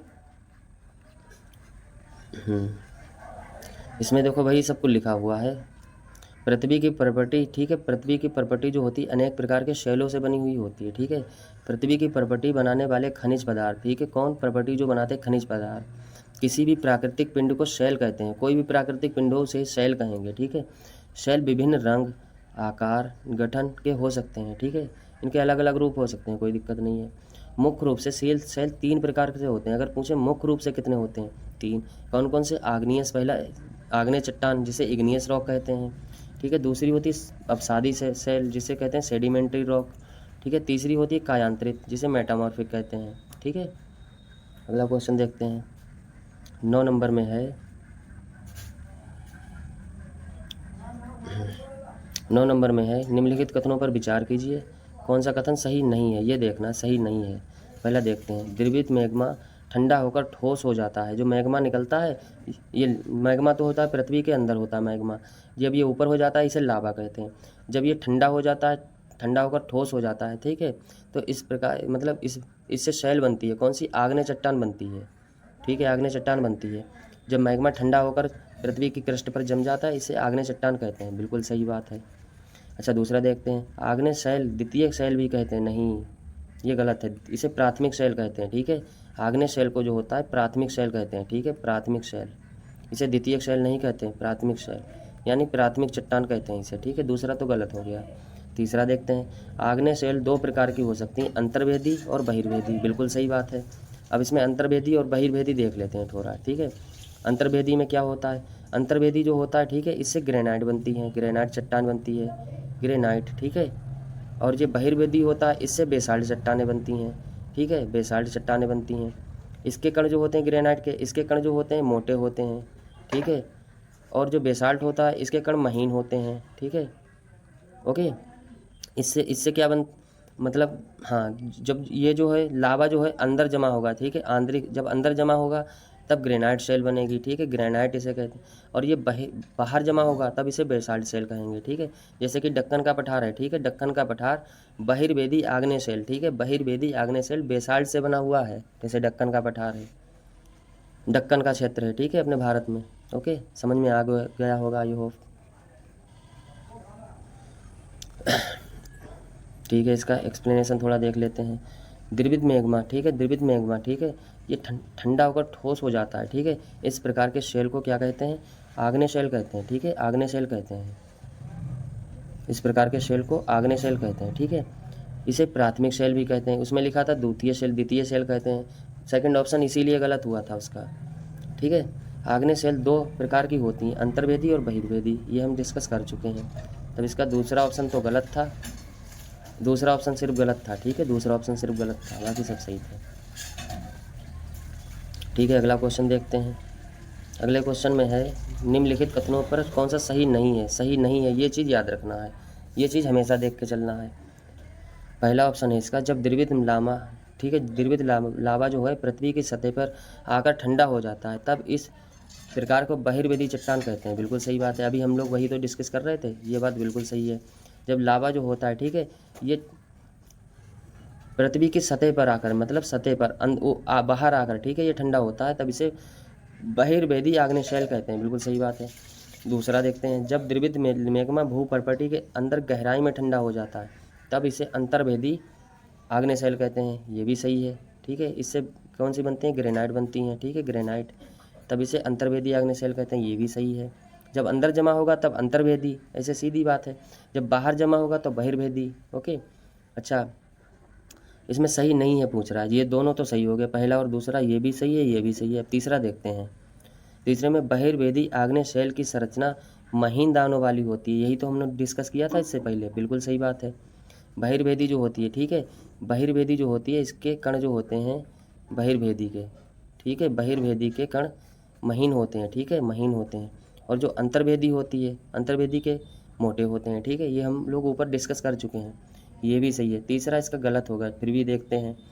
अंतर्वेदी आग्नेय शेल की संरचना महीन, हाँ ये देखो आ गया, महीन नहीं होती है, ठीक है। अंतर्वेदी आग्नेय शेल की संरचना महीन दानों वाली नहीं होती है, कैसी होती है? मोटे दानों वाली होती है, ठीक है, मोटे दानों वाली। ओके, चलिए ठीक है। तो इसका कौन सा ऑप्शन सही होगा? ऑप्शन नंबर इसका डी गलत होगा, डी गलत है, ठीक है, डी वाला इसका गलत है। बाकी 1 2 3 सही है। इसमें यही मतलब यही गलत ही पूछ रहा है ना, तब इसका डी वाला ऑप्शन गलत होगा, ठीक है, डी वाला ऑप्शन गलत होगा। ओके, चलिए ठीक है, आगे देखते हैं। एक्सप्लेनेशन तो पूरा देख ही चुके हैं, अब क्या देखें इसको बार बार। अबे यार ये क्या हो रहा है आज। फिर ये तो देख चुके हैं, इसके अंदर गहराई ठंडा होता है तो ठोस अंतर्वेदी ग्रेनाइट शेल कहते हैं, ठंडा धीरे धीरे नीचे होता तो बड़े कण वाले, ये तो सब देख चुके हैं ना। चलिए अगला क्वेश्चन देखते हैं। अगला क्वेश्चन 11 नंबर में, ठीक है, 11 नंबर में क्या है? दक्कन का पठार किस शेल से बना है? दक्कन का पठार, वही बात आ गई ना, दक्कन का पठार बेसाल्ट से बना है, ठीक है, बेसाल्ट से। बहिर्वेदी आग्नेय शेल, अगर बेसाल्ट ना आए, ठीक है, तब इसका होगा बहिर्वेदी, बहिर्वेदी, ठीक है, बहिर्वेदी आग्नेय शेल, ठीक है, बहिर्वेदी आग्नेय शेल, आग्नेय शेल, ठीक है, बहिर्वेदी आग्नेय शेल से बना है। ओके, चलिए ठीक है, आगे चलते हैं। दक्कन का पठार बेसाल्ट, दक्कन पठार जो है बेसाल्ट शेलों से बना है। 12 नंबर का देखते हैं इसका क्वेश्चन। 12 नंबर में क्या है? 12 नंबर में है निम्नलिखित कथनों पर कौन सा सही है? ठीक है, इग्नियस लैटिन भाषा के इग्नस से लिया, जिसका अर्थ होता है अग्नि। बिल्कुल सही बात है। इग्नियस जो होता है, ठीक है, नहीं, इग्नियस लैटिन भाषा के इग्नस से लिया गया है, ठीक है, जिसका अर्थ होता है अग्नि। बिल्कुल सही बात है ये, ठीक है। अच्छा, सेडिमेंट्री जो होता है, सेडिमेंट्री लैटिन भाषा से लिया गया है, इसका होता है सेंडेमस, सेडिमस, सेंडेमस से बना है, इसका अर्थ होता है स्थिर, ठीक है, ये भी बात सही है। अच्छा, मेटामॉर्फिक जो होता है, मेटामॉर्फिक जो होता है, ठीक है, ये ग्रीक भाषा से, ये चीज़ याद रखना। देखो, जो इग्नियस है और सेडिमेंट्री है, ये दोनों तो शब्द जो हैं लैटिन भाषा के हैं, ये दोनों लैटिन भाषा के हैं, ठीक है।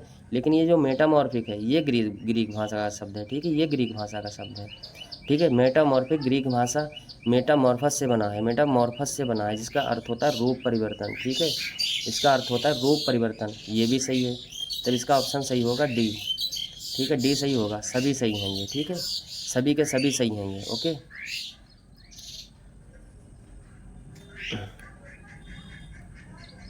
देख चुके हैं इग्नियस जो होता है लैटिन भाषा के इग्नस से बना होता है, जिसका अर्थ होता है अग्नि, ठीक है। सेडिमेंट्री जो होता है ये सेडिमस से बना है, जिसका अर्थ होता है स्थिर, ठीक है। मेटामॉर्फिक ये ग्रीक भाषा का शब्द है, ये याद रखना। इग्नियस और सेडिमेंट्री ये लैटिन भाषा के शब्द हैं दोनों, और मेटामॉर्फिक जो है ये ग्रीक भाषा का शब्द है, ठीक है। इसका अर्थ होता है रूप परिवर्तन, ठीक है, रूप परिवर्तन, ओके। चलिए ठीक है, अगला देखते हैं। 13 नंबर देखते हैं। 13 नंबर में क्या है, निम्नलिखित कथनों पर विचार कीजिए, ठीक है। पहला इसका ऑप्शन है लेई मसालों तथा दानों का चूर्ण बनाने के लिए जिन आभूषणों पत्थरों का उपयोग करते हैं उन्हें ग्रेनाइट कहते हैं, ठीक है, बिल्कुल सही बात है। मसाला पत्थर जो होता है, ठीक है, मसाला पत्थर जो दाने वगैरह मसाला वगैरह पीसते हैं, दाने कूटते हैं जिससे, और ये चक्की वगैरह में सेलर वगैरह में जो काम आते हैं ना पत्थर, ये सब किससे बने होते हैं, ग्रेनाइट से बने हुए होते हैं, ठीक है। हाँ ठीक है, जो लेई वाले मसाले वाले जो पत्थर बने होते हैं ये ग्रेनाइट के बने होते हैं, ये बात सही है, ठीक है। इसको भी और देखेंगे। दूसरा ऑप्शन है शैलों की परतों से दबे हुए मृत पौधे जंतुओं के अवशेषों के जीवाश्म कहते हैं, ये भी बात सही है, ठीक है, दूसरा सही है। शैलों की परतों में जो दब जाते हैं मृत पौधे हैं, जंतु हैं, इनके अवशेषों से क्या होता है, जीवाश्म इसे कहते हैं, ठीक है, इन्हें जीवाश्म कहते हैं। अच्छा देखो, ये जो है ये ग्रेनाइट जो होता है, ठीक है, ग्रेनाइट जो होता है वह अंतर्भेदी चट्टान होती है, ठीक है। ये लावा जब निकलता है, जब अंदर पृथ्वी के अंदर जम जाता है, कैसे जमता जाता है, अंदर, ठीक है, तब जो होता है ग्रेनाइट का निर्माण होता है, ठीक है, ग्रेनाइट का तब निर्माण होता है। इसे अंतर्भेदी आग्नेय चट्टान भी कहते हैं, ठीक है। इसी से मसाले वगैरह वाले जो पत्थर वगैरह होते हैं इसी से बने होते हैं, क्योंकि इनके दाने जो होते हैं, ठीक है, इन पत्थरों के दाने जो होते हैं वो मोटे होते हैं, ठीक है, मोटे, ठीक है, मोटे होते हैं, ओके। चलिए ठीक है, अगला क्वेश्चन देखते हैं।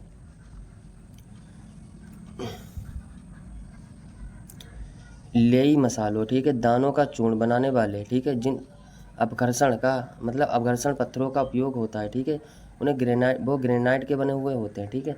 अच्छा जीवाश्म क्या है, जीवाश्म किसे कहते हैं, शैलों की परतों में दबे हुए मृत पौधे, ठीक है, जंतु के अवशेषों को जीवाश्म कहते हैं, ठीक है। अगला क्वेश्चन देखते हैं। अगला क्वेश्चन क्या है, अगला क्वेश्चन है 14 नंबर देखते हैं, ठीक है। 14 नंबर में है निम्नलिखित में कौन सी अवसादी सेल है, ठीक है, अवसादी सेल की विशेषता कौन सी है, ये चीज़ याद रखना, अवसादी सेल की।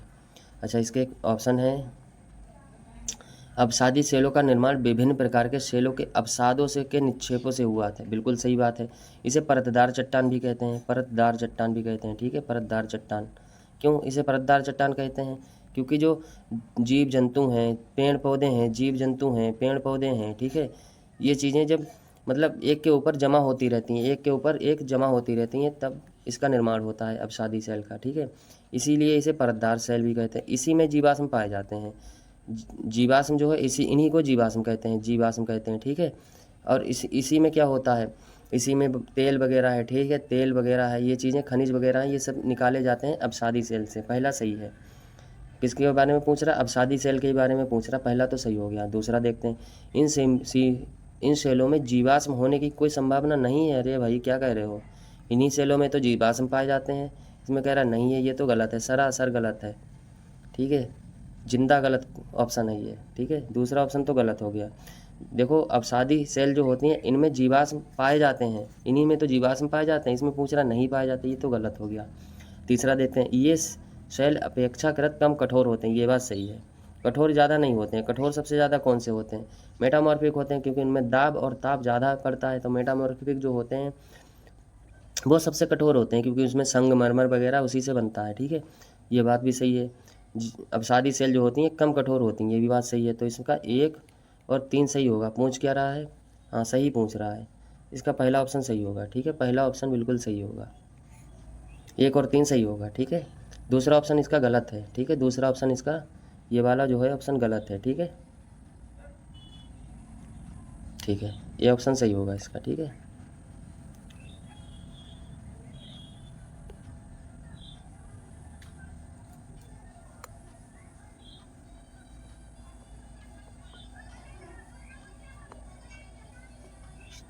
ठीक है 15 नंबर देखते हैं। ठीक है, 15 नंबर देखेंगे अब।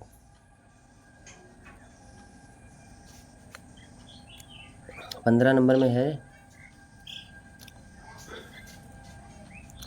उच्च ताप। ठीक है, उच्च ताप एवं दाब के कारण कौन सी सेल जो होती हैं, कौन सी सेल कायांतरित सेल में बदल जाती हैं। ठीक है, कौन सी सेलें, आग्नेय, अवसादी या ये दोनों। बताओ, आग्नेय सेलें बदल जाती हैं या अवसादी या ये दोनों बदल जाती हैं, इनमें से कोई नहीं। इसमें पूछ रहा है उच्च ताप और उच्च दाब के कारण कायांतरित सेल में कौन परिवर्तित हो जाती हैं, तो दोनों परिवर्तित हो जाती हैं। ठीक है, दोनों सही होगा इसका। ठीक है, क्या सही होगा, दोनों सही होगा इसका। ओके, क्योंकि अगर आग्नेय सेल में, ठीक है, आग्नेय सेल में अधिक ताप और दाब पड़ जाए, ये भी कायांतरित में बदल जाएगी। और अगर अवसादी सेल में ज़्यादा ताप और दाब पड़ जाए, ठीक है, ये भी कायांतरित में बदल जाएगी। तब इसका ऑप्शन सी सही होगा बिल्कुल। ठीक है, सी वाला बिल्कुल सही होगा, दोनों बदल जाएंगे। ठीक है, अगला ऑप्शन देखते हैं। अगला क्वेश्चन है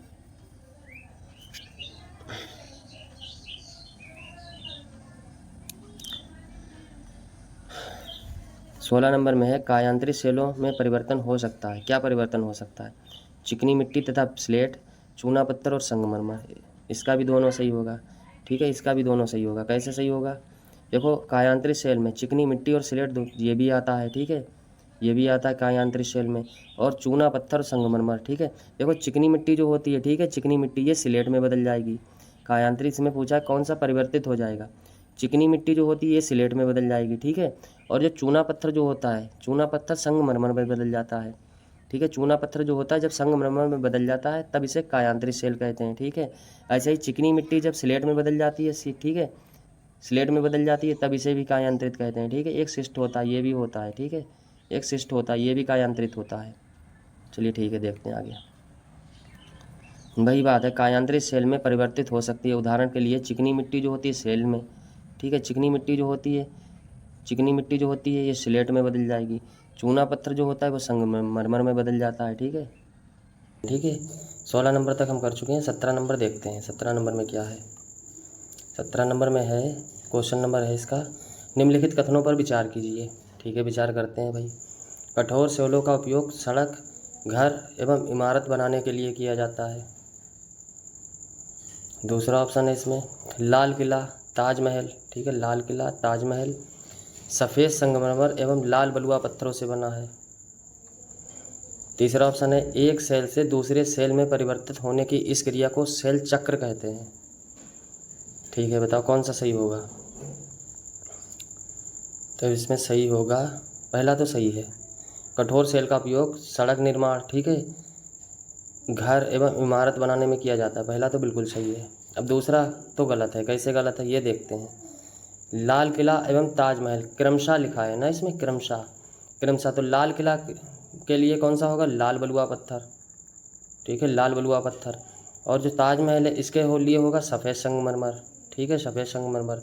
तो पहले लाल बलुआ पत्थर और फिर सफ़ेद संगमरमर आना चाहिए, लेकिन इसमें पहले सफ़ेद संगमरमर कर दिया, बाद में लाल बलुआ पत्थर। इसमें क्रमशः लिखा है ना, जैसे कि लाल किला जो है ये लाल बलुआ पत्थर से बना है, और ताजमहल जो है ये सफ़ेद संगमरमर से बना है। ठीक है, तो इसका क्रमशः उल्टा कर दिया, इसलिए ये गलत है।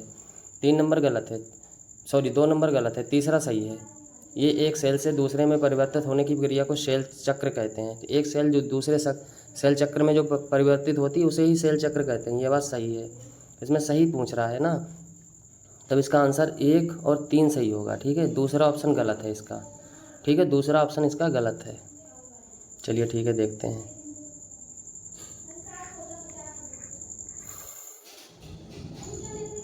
कठोर सेलों का उपयोग। ठीक है, कठोर सेलों का उपयोग, कठोर सेलों का उपयोग जो होता है घर एवं इमारत बनाने में किया जाता है। ठीक है, सही बात है। आगे देखते हैं गलत क्या था।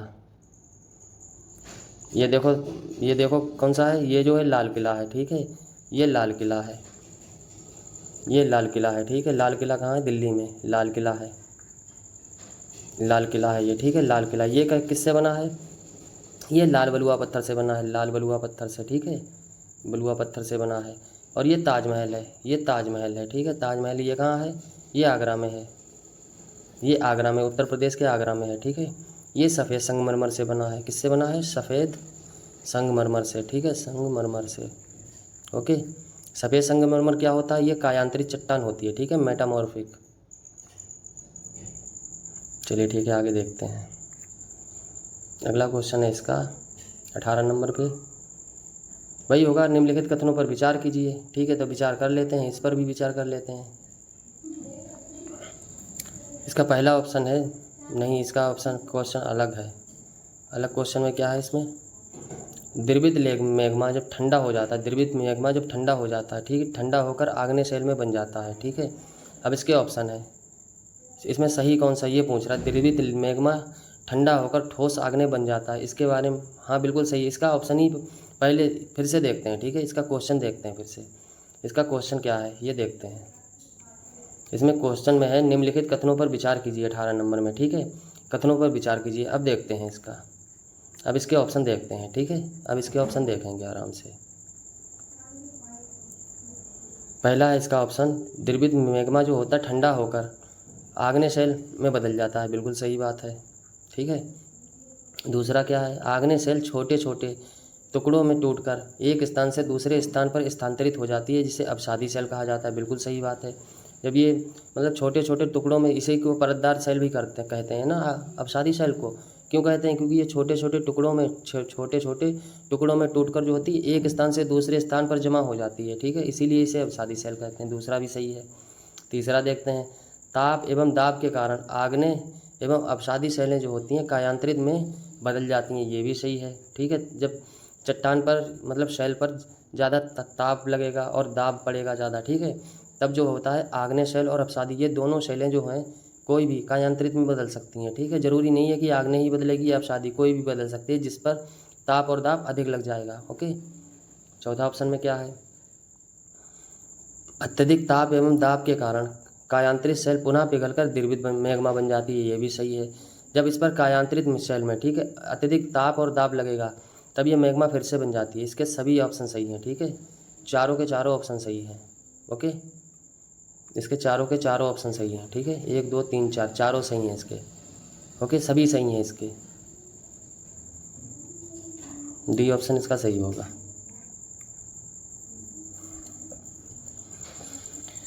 द्रवित मैग्मा, ठीक है, द्रवित मैग्मा जो होता है जब ठंडा होकर ठोस आग्नेय में बदल जाता है, ठीक है।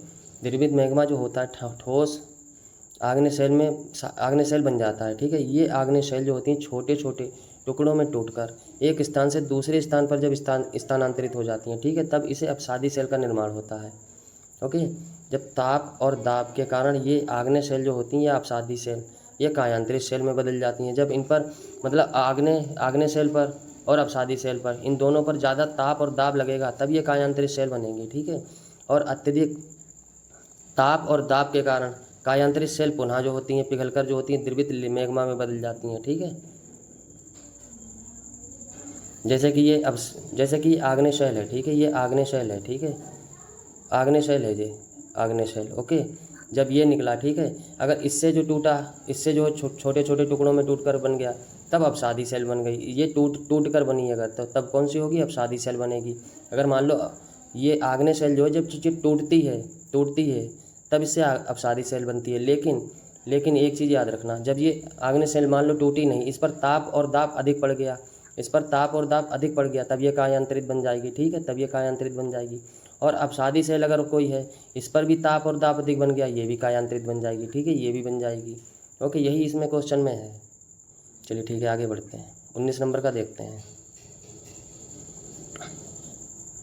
19 नंबर में है, निम्नलिखित कथनों पर विचार कीजिए, ठीक है, कौन सा सही है इसमें। ये हम लोग NCERT 360 डिग्री, ठीक है, ये इस पुस्तक को पूरा कर रहे हैं। ये 7th क्लास की NCERT चल रही है। आज इसको पूरा निपटाने की कोशिश करेंगे एक ही दिन में, एक ही वीडियो में, ठीक है। ये पुस्तक जैसे समझ लो तैयारी करने वाले जितने भी स्टूडेंट हैं सबके लिए ये बाइबल है, NCERT बाइबल है। NCERT अगर जिसने नहीं पढ़ी उसकी तैयारी अधूरी ही रहेगी, हमेशा अधूरी रहेगी जिसने NCERT नहीं पढ़ी, ठीक है। चलिए बढ़ते हैं आगे। इसका पहला ऑप्शन है, सेल विभिन्न खनिजों से बनी होती हैं, ठीक है। सेल जो होती हैं ये विभिन्न खनिजों से बनी होती हैं, बिल्कुल सही बात है, ठीक है।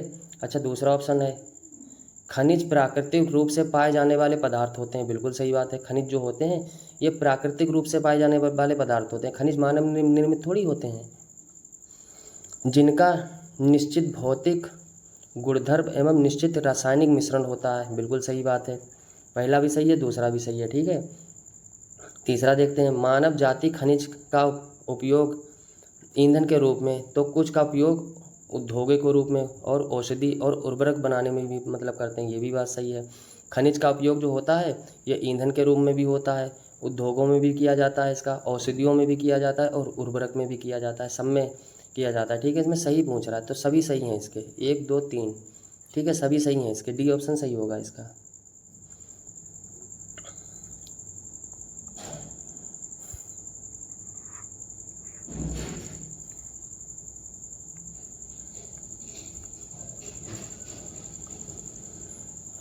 शैल विभिन्न खनिजों से बनी होती है, शैल जो होती है चट्टान, ये विभिन्न खनिजों से मिलकर बनी होती है, ठीक है। खनिज जो होते हैं, ठीक है, ये प्राकृतिक रूप से पाए जाने वाले जिनका निश्चित भौतिक गुणधर्म होता है, ठीक है, गुणधर्म भी उनका होता है और निश्चित रासायनिक मिश्रण भी होता है इनका, ठीक है। खनिज उन्हें कहते हैं। खनिज मानव जाति के लिए, ठीक है, मानव जाति के लिए बहुत ही महत्वपूर्ण है, बिल्कुल महत्वपूर्ण है। खनिज के बिना तो कुछ भी इस वर्तमान में पॉसिबल है ही नहीं। कुछ का उपयोग ईंधन की तरह किया जाता है, कुछ खनिज का उपयोग ईंधन के रूप में किया जाता है, जैसे कि कोयला है, प्राकृतिक गैस है, पेट्रोलियम है। अगर पूछे जो है ईंधन मतलब प्राकृतिक ईंधन कौन है, तब ये कोयला है, प्राकृतिक गैस है और पेट्रोलियम है। और मतलब इतना ये तो है, ये ईंधन के रूप में प्रयोग किया जाता है इन चीज़ों का, ठीक है। फिर इनका उपयोग जो होता है खनिजों का उद्योगों में भी किया जाता है, जैसे कि लोहा वगैरह है, एल्युमिनियम वगैरह, ये सब हैं तो खनिज। फिर इसका उपयोग औषधियों में भी किया जाता है और उर्वरक में भी किया जाता है, ठीक है, जैसे कि लोहा, एल्युमिनियम, सोना, यूरेनियम आदि, ठीक है। चलिए ठीक है, हमारा 7th क्लास की एनसीईआरटी का एक पहला और दूसरा चैप्टर हमने ख़त्म कर लिया है। अब हम तीसरे चैप्टर की ओर बढ़ रहे हैं, ठीक है। तीसरा चैप्टर है हमारा अध्याय 3 है, ठीक है। 7th क्लास की एनसीईआरटी का अध्याय 3 है ये, हमारी बदलती पृथ्वी। हमारी पृथ्वी कैसे बदलती चली जा रही है, ये इसका अध्याय है। 7th क्लास की एनसीईआरटी का तीसरा अध्याय है ये, ठीक है, तीसरा चैप्टर है ये, ठीक है। ऐसे करके इसमें 7th क्लास की एनसीईआरटी में 7 चैप्टर हैं कुल, जिसमें हम 2 कंप्लीट कर चुके हैं, तीसरा अभी हमने शुरू कर दिया, 7 कंप्लीट करेंगे ये, ठीक है। चलिए शुरू करते हैं फिर। नीचे दिए गए क्वेश्चन जो है, क्वेश्चन ये है, ठीक है, जिसमें क्वेश्चन जो है नीचे दिए कथन एवं कारण पर विचार कीजिए। कथन और कारण का प्रश्न है ये, ठीक है। चलिए देखते हैं कथन इसमें क्या है। कथन है इसमें, पृथ्वी का स्थल मंडल, ठीक है, अनेक प्लेटों में विभाजित है। ये प्लेटें हमेशा धीमी गति से चारों ओर घूमती रहती हैं। क्या ये सही है? चलिए ठीक है, इसका कारण देखते हैं। कारण है इसका, पृथ्वी के अंदर पिघला हुआ मैग्मा, ठीक है, पृथ्वी के अंदर जो होता है पिघला हुआ मैग्मा, ठीक है, वृत्तीय रूप से घूमता रहता है, बिल्कुल सही बात है। इसको थोड़ा समझते हैं, ठीक है। जैसे कि अपनी ये क्रस्ट है, ठीक है, ये अपनी क्रस्ट है मान लो, ठीक है, इसके अंदर जो है ये लावा ऐसे करके चलता है, ऐसे करके ऐसे घूमता रहता है हमेशा, जैसे कि ऐसे चलेगा, ऐसे ऐसे घूमते हुए चलता है। ये हमारी पृथ्वी की मान लो प्लेटें हैं, ये मान लो प्लेटें हैं, ये धीमी गति से विद्यमान रहती हैं। जहाँ पर से प्लेट जो होती है, मतलब अपसारी प्लेट किनारा होगा, ठीक है, और अभिसारी प्लेट किनारा। अपसारी होगा तब ये दूर जाएंगी, जहाँ पर दूर जाती हैं जैसे, तब इसमें से मैग्मा निकलता है। अगर जैसे कि मान लो ये अभिसारी प्लेट किनारा है, अभिसारी मान लो प्लेट किनारा है, ये 2 प्लेटें हैं, ये मतलब पास पास आ रही हैं, इसे अभिसारी प्लेट किनारा कहते हैं। जब ये टकराती हैं आपस में, तब इसे अभिसारी प्लेट किनारा कहते हैं। जब टकराती हैं तब इसमें बलित पर्वतों का निर्माण होता है, ठीक है, बलित पर्वतों का निर्माण होता है, लावा निकलता है इससे, ठीक है, यहीं पर भूकंप आते हैं, ठीक है। अच्छा, यहाँ पर जो क्षेत्र बनता है जहाँ पर ये प्लेटें टकराती हैं, इसे बेनी ऑफ जोन कहते हैं। क्या कहते हैं? Benny of John, okay. चलिए ठीक है, आगे बढ़ते हैं। इतना तो इसका कथन कारण दोनों सही है, ठीक है, पहला और दूसरा दोनों सही है, और व्याख्या भी सही कर रहा है ये, ठीक है, व्याख्या भी सही है इसकी, दोनों सही है, कथन भी सही है, कारण भी सही है और व्याख्या भी सही कर रहा है, ठीक है। चलिए ठीक है, देखते हैं इसका आंसर क्या होगा। सी वाला सही होगा, कथन सही है, कारण भी सही है, कारण कथन की सही व्याख्या भी करता है। ठीक है, तीसरा ऑप्शन इसका सी वाला सही होगा, दोनों सही हैं, व्याख्या भी सही कर रहा है। ठीक है, सी वाला ऑप्शन। ओके, चलिए ठीक है, देखते हैं इसका एक्सप्लेनेशन थोड़ा देखते हैं। स्थल मंडल अनेक प्लेटों में विभाजित है। ठीक है, स्थल मंडल अनेक प्लेटों में विभाजित है। अच्छा, प्लेटें कितनी, मुख्य अगर प्लेटें पूछे, ठीक है, अगर मुख्य प्लेटें पूछे, पृथ्वी पर मुख्य प्लेटें कितनी हैं, 7 हैं। 7 प्लेटें कौन सी है, जैसे देखो अफ्रीका है, उत्तरी अमेरिका, दक्षिणी अमेरिका। ठीक है, जैसे कि अफ्रीकी प्लेट है, उत्तरी अमेरिकी प्लेट है, उत्तरी अमेरिकी, दक्षिण अमेरिकी प्लेट है। ठीक है, दक्षिण अमेरिकी है, प्रशांत प्लेट है, एक यूरेशियाई प्लेट है। ठीक है, एक यूरेशियाई प्लेट। इस तरह से 7 प्लेटें हैं अपने पृथ्वी पे, मुख्य प्लेटें। वैसे छोटी छोटी और बहुत अधिक हैं, लेकिन मुख्य प्लेटें पूछे तब 7 प्लेटें हैं। ठीक है, अब आगे बढ़ते हैं। ठीक है, स्थल मंडल जो होता है अनेक प्लेटों में विभाजित है, जिन्हें स्थल मंडलीय प्लेट जो है कहते हैं, बिल्कुल कहते हैं। आपको ये जानकर आश्चर्य होगा, ये प्लेटें जो होती हैं हमेशा धीमी गति से चारों ओर घूमती रहती हैं। धीमी गति से मतलब चलती रहती हैं ये। ठीक है, लेकिन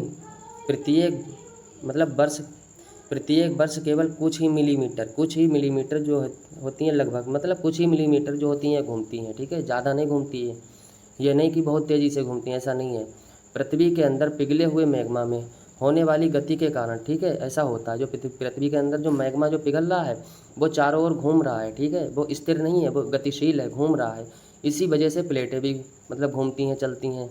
अच्छा, अगला है, आगे क्या है, पृथ्वी के अंदर पिघला हुआ मैग्मा जो होता है एक वृत्तीय रूप से घूमता रहता है। ठीक है, हमने अभी बताया वृत्तीय रूप से कैसे घूमता है। ठीक है, अगला क्वेश्चन देखते हैं। दूसरा क्वेश्चन है इसका,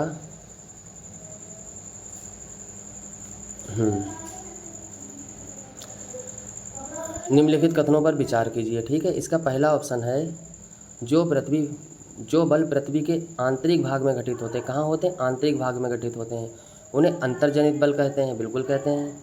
इन्हें एंडोजेनिक फोर्स भी कहते हैं, इंग्लिश में इसे एंडोजेनिक फोर्स कहेंगे और हिंदी में इसे अंतर्जनिक बल कहेंगे, जो पृथ्वी के अंदर, ठीक है, पृथ्वी के अंदर बल घटित होते हैं, बिल्कुल सही बात है।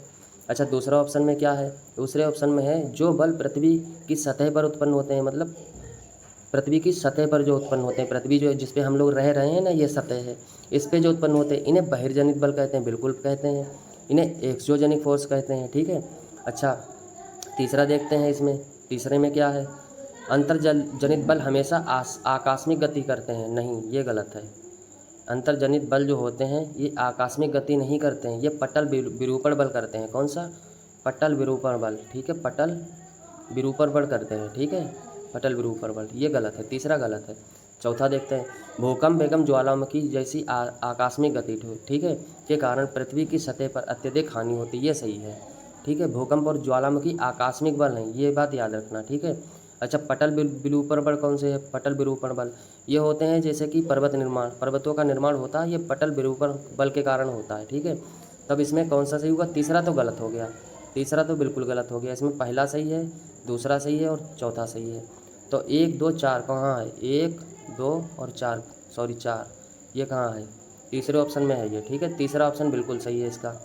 ठीक है, 1 2 और 4, सी ऑप्शन इसका बिल्कुल सही है। ठीक है, चलिए देखते हैं आगे, इसकी एक्सप्लेनेशन देखते हैं।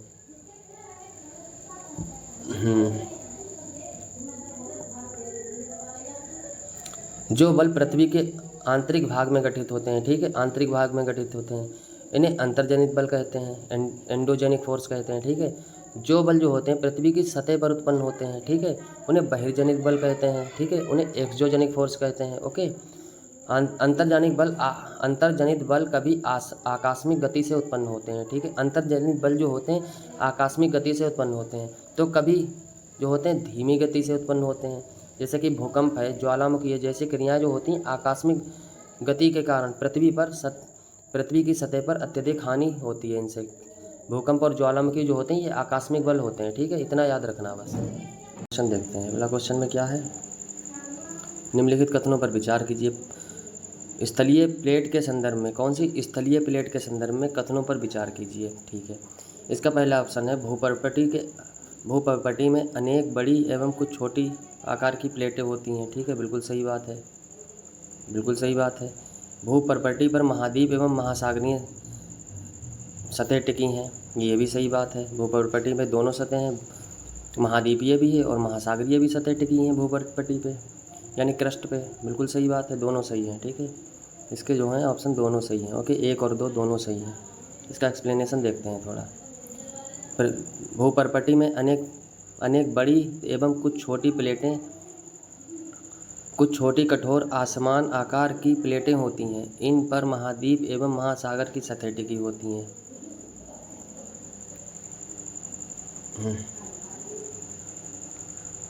ठीक है, 4 नंबर में क्या है? 4 नंबर में क्वेश्चन में है कौन सा युग्म सही है। तो अपन को क्या मिलाना है? सही वाला मिलाना है। देखते हैं भाई कौन सा सही है, इसमें सही वाला मिलाना है।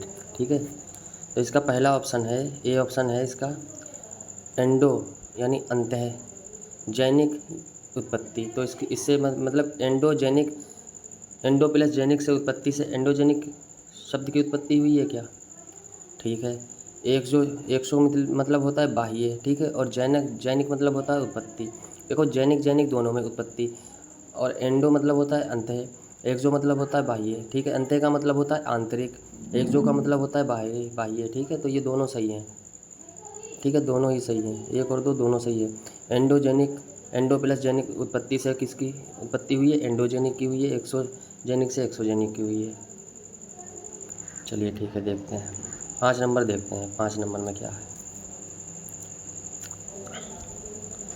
5 नंबर में है निम्नलिखित में से ज्वालामुखी से संबंधित है। ज्वालामुखी से क्या क्या संबंधित है बताओ? क्रेटर है, मैग्मा कोस्ट है, लावा है, बेंट है, या ये सभी है? तो ज्वालामुखी से ये सभी संबंधित है। ज्वालामुखी क्या होता है? मान लो ये ज्वालामुखी निकलता है। ठीक है, ये ज्वालामुखी है, इस पे जो नली बनती है इसे बेंट कहते हैं। ठीक है, इसे बेंट कहते हैं। ठीक है, इसे बेंट कहते हैं। इससे जो लावा निकलता है, ठीक है, जो आंतरिक भाग में जो होता है लावा, आंतरिक भाग में, इसे क्या कहते हैं? मैग्मा कहते हैं। मैग्मा कहते हैं। ठीक है, क्रस्ट के जो अंदर होता है मैग्मा कहते हैं इसे। जब ये बाहर निकल आता है लावा ऐसे, ठीक है, तब इसे कहते हैं लावा कहते हैं इसे। ठीक है, अब यहाँ पर जो होता है क्रेटर का निर्माण होता है, जो छिद्र होता है जहाँ से लावा निकलता है, छोटा छिद्र, इसे क्रेटर कहते हैं। ठीक है, क्रेटर कहते हैं। ओके, और यही जो क्रेटर जो होता है जब बड़ा हो जाता है, जब ये बड़ा हो जाता है और इसमें पानी भर जाता है, तब ये क्रेटर झील कहलाती है। ठीक है, और ये जब और बड़ा हो जाता है तब इसे कॉल्डेरा कहते हैं। ठीक है, तब इसे कॉल्डेरा कहते हैं। कॉल्डेरा कहते हैं जब ये बड़ा हो जाता है। ठीक है, ये जो होता है मैग्मा कोस्ट वगैरह जो सब होता है। ठीक है, ये सब। ओके, हाँ एक चीज़ याद रखना, एक चीज़ अब की बार बीपीएससी टीआरई 3 में पूछा था, ज्वालामुखी अवस्था, ज्वालामुखी क्रिया के। ठीक है, ज्वाला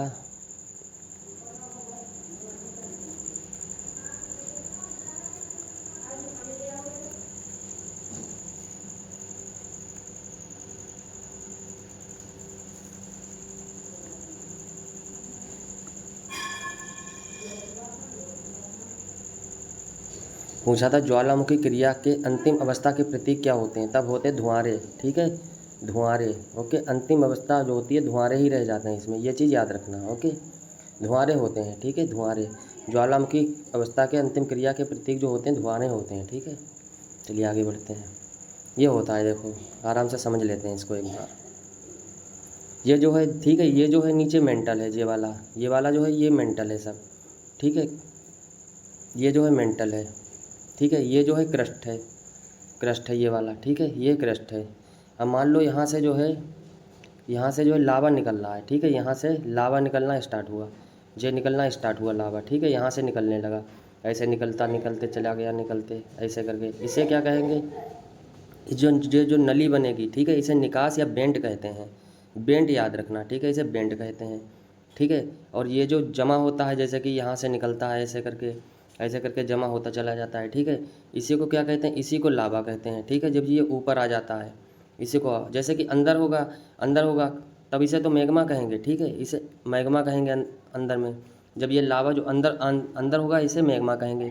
यही जब बाहर आ जाएगा तब इसे लावा कहेंगे। ठीक है, अब यहाँ पर जो एक छेद सा बनता है, ठीक है, इसे क्रेटर कहते हैं। ठीक है, इसे क्रेटर कहते हैं। ओके, इसे क्रेटर कहते हैं।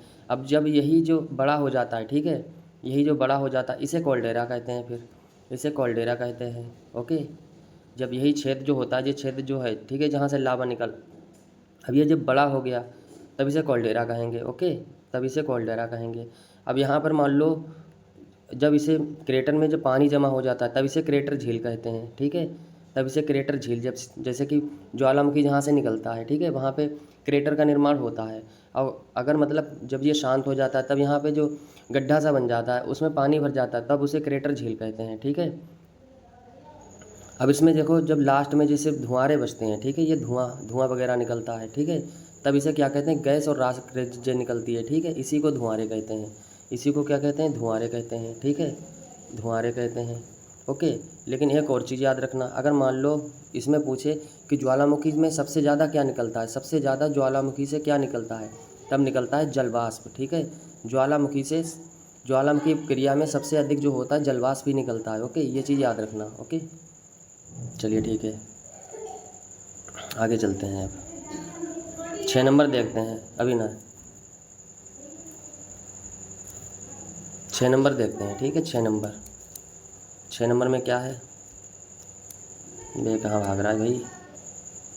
6 नंबर में है, ये क्वेश्चन है 6 नंबर। ठीक है, इसमें पहला ऑप्शन है निम्नलिखित कथनों पर विचार कीजिए। अब इसका पहला ऑप्शन है स्थलमंडलीय प्लेटें की गति।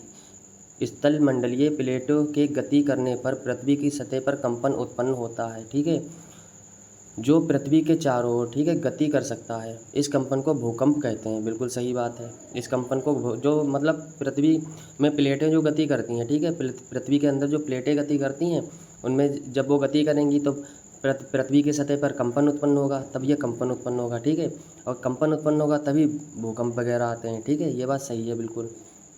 दूसरा देखते हैं, दूसरे में क्या है।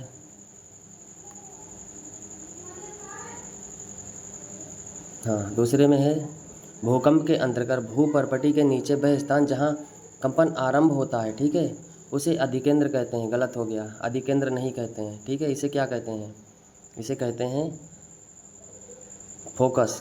ठीक है, इसे क्या कहते हैं, फोकस कहते हैं, फोकस कहते हैं। इसी को उद्गम केंद्र भी कहते हैं, उद्गम केंद्र। ठीक है, उद्गम केंद्र कहते हैं, अधिकेंद्र नहीं कहते हैं। ठीक है, जहाँ से जो होता है भूपर्पटी के नीचे जहाँ पर कंपन आरंभ होता है, ठीक है, उसे क्या कहते हैं, उद्गम केंद्र कहते हैं। जैसे कि मान लो ये लावा निकल रहा है यहाँ से, ठीक है, सॉरी, ये अपनी प्लेटें हैं, ठीक है, ये प्लेटें हैं, ठीक है, यहाँ पे ये जो है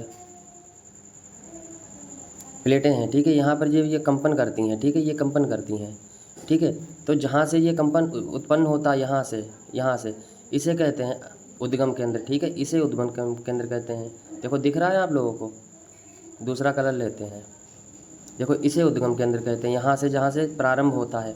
अब यहाँ से जब 90 डिग्री पर देखेंगे यहाँ से, ठीक है, भूकंप का क्षेत्र, इसे अधिकेंद्र कहते हैं। जो सतह पर होता है इसे अधिकेंद्र कहते हैं, ईपी सेंटर इंग्लिश में कहते हैं। ठीक है, इसे अधिकेंद्र कहते हैं जो सतह पर होता है। ठीक है, इसमें क्या कह रहा है, भूकंप के नीचे जहाँ पर वह स्थान जहाँ पर कंपन आरंभ होता है उसे अधिकेंद्र नहीं कहते हैं, उसे उद्गम केंद्र कहते हैं। ठीक है, ये दूसरा ऑप्शन तो गलत हो गया। तीसरा देखते हैं अब, भूपर्पटी पर ज्वालामुखी छिद्र को जहाँ से लावा बाहर आता है उसे क्रेटर कहते हैं। ये बात सही है। ठीक है, उसे क्रेटर कहते हैं, बिल्कुल सही बात है। छिद्र मतलब भूपर्पटी के नीचे छिद्र जहाँ से लावा बाहर आता है, ठीक है, जैसे कि लावा बाहर आएगा, ठीक है, तब यहाँ से यहाँ पे बनेगा, इसे क्रेटर कहेंगे। ओके, तो पहला और तीसरा इसका सही है, सी ऑप्शन इसका सही है, दूसरा गलत हो गया। दूसरा सही नहीं है क्योंकि इसमें उल्टा लिख दिया है। ओके, जहाँ से कंपन उत्पन्न होता है उसे उद्गम केंद्र कहते हैं। ठीक है, अधिकेंद्र जो होता है वो सतह पर होता है। ठीक है, जहाँ से उद्गम केंद्र जैसे होता है उसके 90 डिग्री पर बिल्कुल सीधे देखेंगे तब यहाँ पर होगा अधिकेंद्र। ठीक है, तब यहाँ पर होगा। ओके, चलिए ठीक है, देखते हैं एक्सप्लेनेशन देखते हैं इसका थोड़ा। स्थलमंडलीय प्लेटें गति करने पर पृथ्वी की सतह पर कंपन उत्पन्न होता है। ठीक है, स्थलमंडलीय प्लेटें जब गति करती हैं, ठीक है, तो वहाँ पर कंपन उत्पन्न होता है। ये कंपन पृथ्वी के चारों ओर गति कर सकता है, बिल्कुल कर सकता है। ठीक है, इस कंपन को भूकंप कहते हैं। ये जो कंपन उत्पन्न होता है इसे भूकंप कहते हैं। भूपर्पटी के नीचे वह स्थान जहाँ कंपन आरंभ होता है, ठीक है, आरंभ जहाँ होता है उसे उद्गम केंद्र कहते हैं। देखो वहाँ पर लिखा था अधिकेंद्र कहते हैं, लेकिन जहाँ से आरंभ होता है ना उसको उद्गम केंद्र कहते हैं। और जहाँ पर मतलब अब ये चीज़ देखो, एक चीज़ देखते हैं आराम से, उद्गम केंद्र के भू सतह पर उसके निकटतम स्थान को अधिकेंद्र कहते हैं, ठीक है। जहाँ पर जैसे फोकस है, ठीक है, ये उद्गम केंद्र है, इसका सबसे निकटतम स्थान जो होगा उसे अधिकेंद्र कहेंगे, ठीक है। ये बिल्कुल 90 उद्गम केंद्र के मतलब 90 डिग्री ऊपर होता है, लेकिन ये अधिकेंद्र जो होता है ये सतह पर होता है, और उद्गम केंद्र जो होता है ये मतलब पर्वती के नीचे होता है, जहाँ से भूकंप का कंपन उत्पन्न होता है, ठीक है। आई होप समझ में आया होगा अच्छे से। चलिए ठीक है, 7 नंबर क्वेश्चन देखते हैं। 7 नंबर में क्या है, 7 नंबर क्वेश्चन देखते हैं। भूकंप के संबंध में निम्नलिखित कथनों पर विचार कीजिए। भूकंप के संबंध में विचार करना है। इसका पहला ऑप्शन है, अधिकेंद्र से कंपन बाहर की ओर तरंगों के रूप में गमन करती है। अधिकेंद्र से कंपन बाहर की ओर तरंगों के रूप में गमन करती है, बिल्कुल सही बात है, ठीक है। अधिकेंद्र जैसे कि ये अधिकेंद्र है, ये सतह पर होता है अधिकेंद्र, ठीक है। अब यहाँ से जो ऐसे तरंगे निकलेंगी चारों ओर ऐसे करके निकलेंगी, ठीक है, तब इसे क्या कहते हैं, तरंगों के रूप में तो गमन करता है, बिल्कुल सही बात है। अच्छा, दूसरा देखते हैं, अधिकेंद्र के निकटतम भाग में सर्वाधिक हानि होती है। ये भी बात बिल्कुल सही है। जहाँ पे ये अधिकेंद्र होता है, ठीक है, यहाँ का जो निकटतम भाग होगा ये वाला, ठीक है, यहाँ पर सर्वाधिक हानि होगी, ठीक है, ये भी बात सही है। अब इसके और ऑप्शन देखते हैं। पहला और दूसरा तो सही हो गया, और ऑप्शन है क्या देखते हैं। पहला और दूसरा तो बिल्कुल सही है। अच्छा, तीसरा भी है ऑप्शन इसका, ठीक है, तीसरा ऑप्शन देखते हैं। तीसरे ऑप्शन में क्या है, कहाँ भाग रहा है भाई। तीसरा ऑप्शन में क्या है इसके, वो भी देखते हैं। तीसरे ऑप्शन में अधिकेंद्र से दूरी बढ़ने के साथ भूकंप की तीव्रता में धीरे धीरे अधिक होती है, नहीं, अधिक नहीं होती है, ठीक है, कमी आती है। जैसे कि अधिकेंद्र है ये, ठीक है, जैसे जैसे दूरी बढ़ेगी इसकी, ठीक है, दूरी बढ़ेगी, जैसे जैसे दूरी बढ़ेगी, ठीक है, जैसे दूरी बढ़ेगी इसकी भूकंप की तीव्रता जो होती है वो कम होती जाती है। इसमें बोल रहा है कि अधिक होती है, नहीं, ऐसा नहीं होता है। तीसरा वाला तो गलत हो गया, ठीक है। तो पहला और दूसरा सही है, तीसरा गलत है। इसका ऑप्शन नंबर ए सही होगा, ठीक है, ऑप्शन नंबर ए सही होगा। पहला और दूसरा सही है, सही पूछ रहा है ना, पहला दूसरा सही है, तीसरा गलत है। ओके, ए ऑप्शन सही होगा। ओके, 8 नंबर क्वेश्चन देखते हैं। 8 नंबर क्वेश्चन में क्या है, 8 नंबर क्वेश्चन है, भूकंपीय तरंगें 3 प्रकार की होती हैं, बिल्कुल होती हैं, ठीक है। क्वेश्चन नंबर बोल रहा है, क्वेश्चन है, इनमें से कौन सा भूकंपीय तरंग नहीं है, कौन सी भूकंपीय तरंग नहीं है, ये देखना है, ठीक है। अब देखते हैं आराम से। पी तरंगे जो होती हैं अनुदित धैर्य तरंग होती हैं क्या। एस तरंगे होती हैं अनुप्रस्थ तरंग होती हैं क्या। एल तरंगे होती हैं पृष्ठीय तरंगे होती हैं क्या। इनमें से कौन सी सही नहीं है, ये चीज़ बताना है हमें, ठीक है। तो इसमें तो सारे सही हैं, ये भी सही है, ये भी सही है, और ये भी सही है। इसमें ऑप्शन नंबर ई होगा, सॉरी डी होगा। कोई नहीं, कोई गलत नहीं है, सारे सही हैं। कैसे सही हैं, पी तरंगे जो होती हैं, ठीक है, पी तरंगों को अनुदैर्घ्य तरंग कहते हैं, ठीक है, पी तरंगों को अनुदैर्घ्य तरंग कहते हैं, ठीक है। और एस तरंगे जो होती हैं इन्हें अनुप्रस्थ तरंग कहते हैं, ठीक है।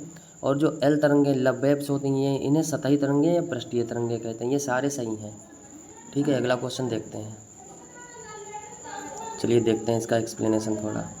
पी तरंगे जो होती हैं, ठीक है, पी तरंगे अनुदित धैर्य तरंग होती हैं, ठीक है। अच्छा, यहीं एस तरंगे जो होती हैं, एस तरंगे अनुप्रस्थ तरंग होती हैं, ठीक है। तथा एल तरंगे जो होती हैं, एल तरंगे जो होती हैं पृष्ठीय तरंगे होती हैं। इन 3 तरंगों के गुणधर्म विश्वभर में याद किया जाता है, कोई बात नहीं। 9 नंबर देखते हैं। 9 नंबर में क्या है, स्थानीय लोग कुछ समय सामान्य तरीकों से भूकंप की संभावना का पता लगाते हैं। इसमें क्या शामिल है, जानवरों के व्यवहार का अध्ययन शामिल है इसमें, जानवरों के व्यवहार का अध्ययन, मछली में मतलब तालाब में मछलियों की उत्तेजना, सांपों का धरातल पर आ जाना, या ये सभी सही हैं, बिल्कुल सही, सभी सही हैं। जैसे कि भूकंप आने की संभावना होती है तो वहाँ के जहाँ पर आने की संभावना होती है वहाँ पर कुछ मतलब अनुमान लगाया जा सकता है, जैसे कि जानवरों का अजीब व्यवहार हो रहा है, अलग तरीके से व्यवहार कर रहे हैं। तालाब में जो मछलियाँ हैं वो उत्तेजना कर रही हैं, मतलब बहुत उछल कूद रही हैं। और सांप जो होते हैं वो धरातल पर आने लगते हैं, मतलब ऊपर चढ़ने लगते हैं। तो ये सभी सही है, ठीक है। इन सभी तरीक़ों से भूकंप का पता लगाया जाता है, ठीक है। सामान्य तरीके हैं ये कुछ संभावना के।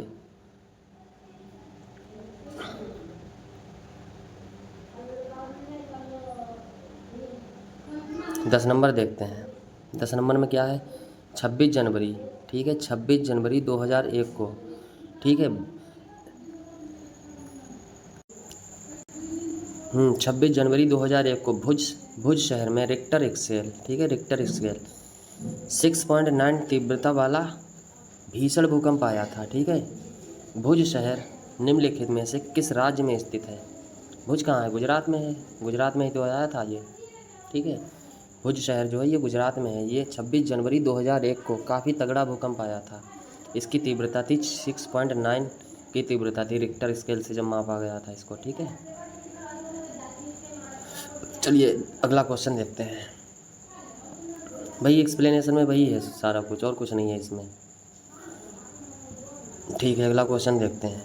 निम्नलिखित कथनों पर विचार कीजिए। चलो विचार करते हैं भाई। भूकंप का मापन एक यंत्र से किया जाता है, जिसे भूकंप लेपी कहा जाता है। इसे इंग्लिश में कहते हैं सिस्मोग्राफ। भूकंप लेपी को इंग्लिश में कहते हैं सिस्मोग्राफ, ठीक है, सिस्मोग्राफ कहते हैं, ठीक है, सिस्मोग्राफ, ओके, सिस्मोग्राफ कहते हैं, ओके। पहला तो सही है। भूकंप की तीव्रता रिक्टर स्केल से मापी जाती। अगर स्केल पूछे तब रिक्टर स्केल होगा, ठीक है, ये भी सही है। सही पूछ रहा है ना, तो इसमें 1, 2 दोनों सही है। एक चीज़ पे गौर करते हैं, हमेशा कंफ्यूजिंग वाला क्वेश्चन ये रहता है, आज कंफ्यूजन दूरी कर देते हैं। इंग्लिश वाला याद रखना, हिंदी में याद ही मत रखना, ठीक है। हिंदी में देखो तीव्रता हिंदी में दोनों को कहते हैं, ये चीज़ याद रखना मैं जो बताने जा रहा हूँ। अगर पूछे कौन सा पैमाना, ठीक है, कौन सा पैमाना जो है, पैमाने की बात हो, किसकी बात हो? पैमाना की बात हो, ठीक है। तो अगर पूछे मैग्नीट्यूड को कौन मापता है? मैग्नीट्यूड को, ठीक है, मैग्नीट्यूड की बात आ जाए, ठीक है। इंग्लिश वाला याद रखना, मैग्नीट्यूड को मतलब कौन सा पैमाना मैग्नीट्यूड को मापता है, तब होगा इसमें रिक्टर स्केल, ठीक है, तब होगा इसमें रिक्टर स्केल होगा, ठीक है, रिक्टर स्केल होगा। अगर पूछे इंटेंसिटी को कौन मापता है,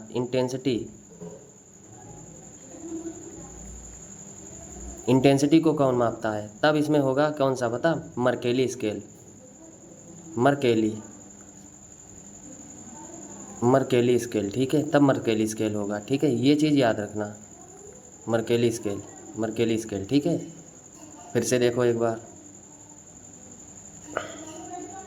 देखो अगर मैग्नीट्यूड पूछे, ठीक है, मैग्नीट्यूड पूछे अगर कौन सा पैमाना मैग्नीट्यूड को मापता है, देखो इसको तीव्रता दोनों में अगर पूछे, हिंदी में तीव्रता दोनों में आएगा लिख के कि भूकंप की तीव्रता को कौन मापता है, तब इसमें हम कंफ्यूज हो जाएंगे, रिक्टर स्केल लगाएं या मर्केली।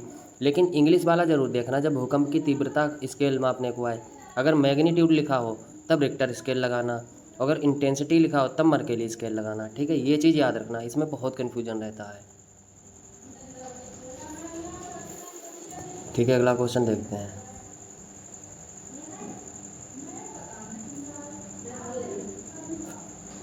बारह नंबर देखते हैं, ठीक है, 12 नंबर, काफ़ी बड़ा क्वेश्चन है ये, कोई बात नहीं, 12 नंबर देखते हैं, ठीक है।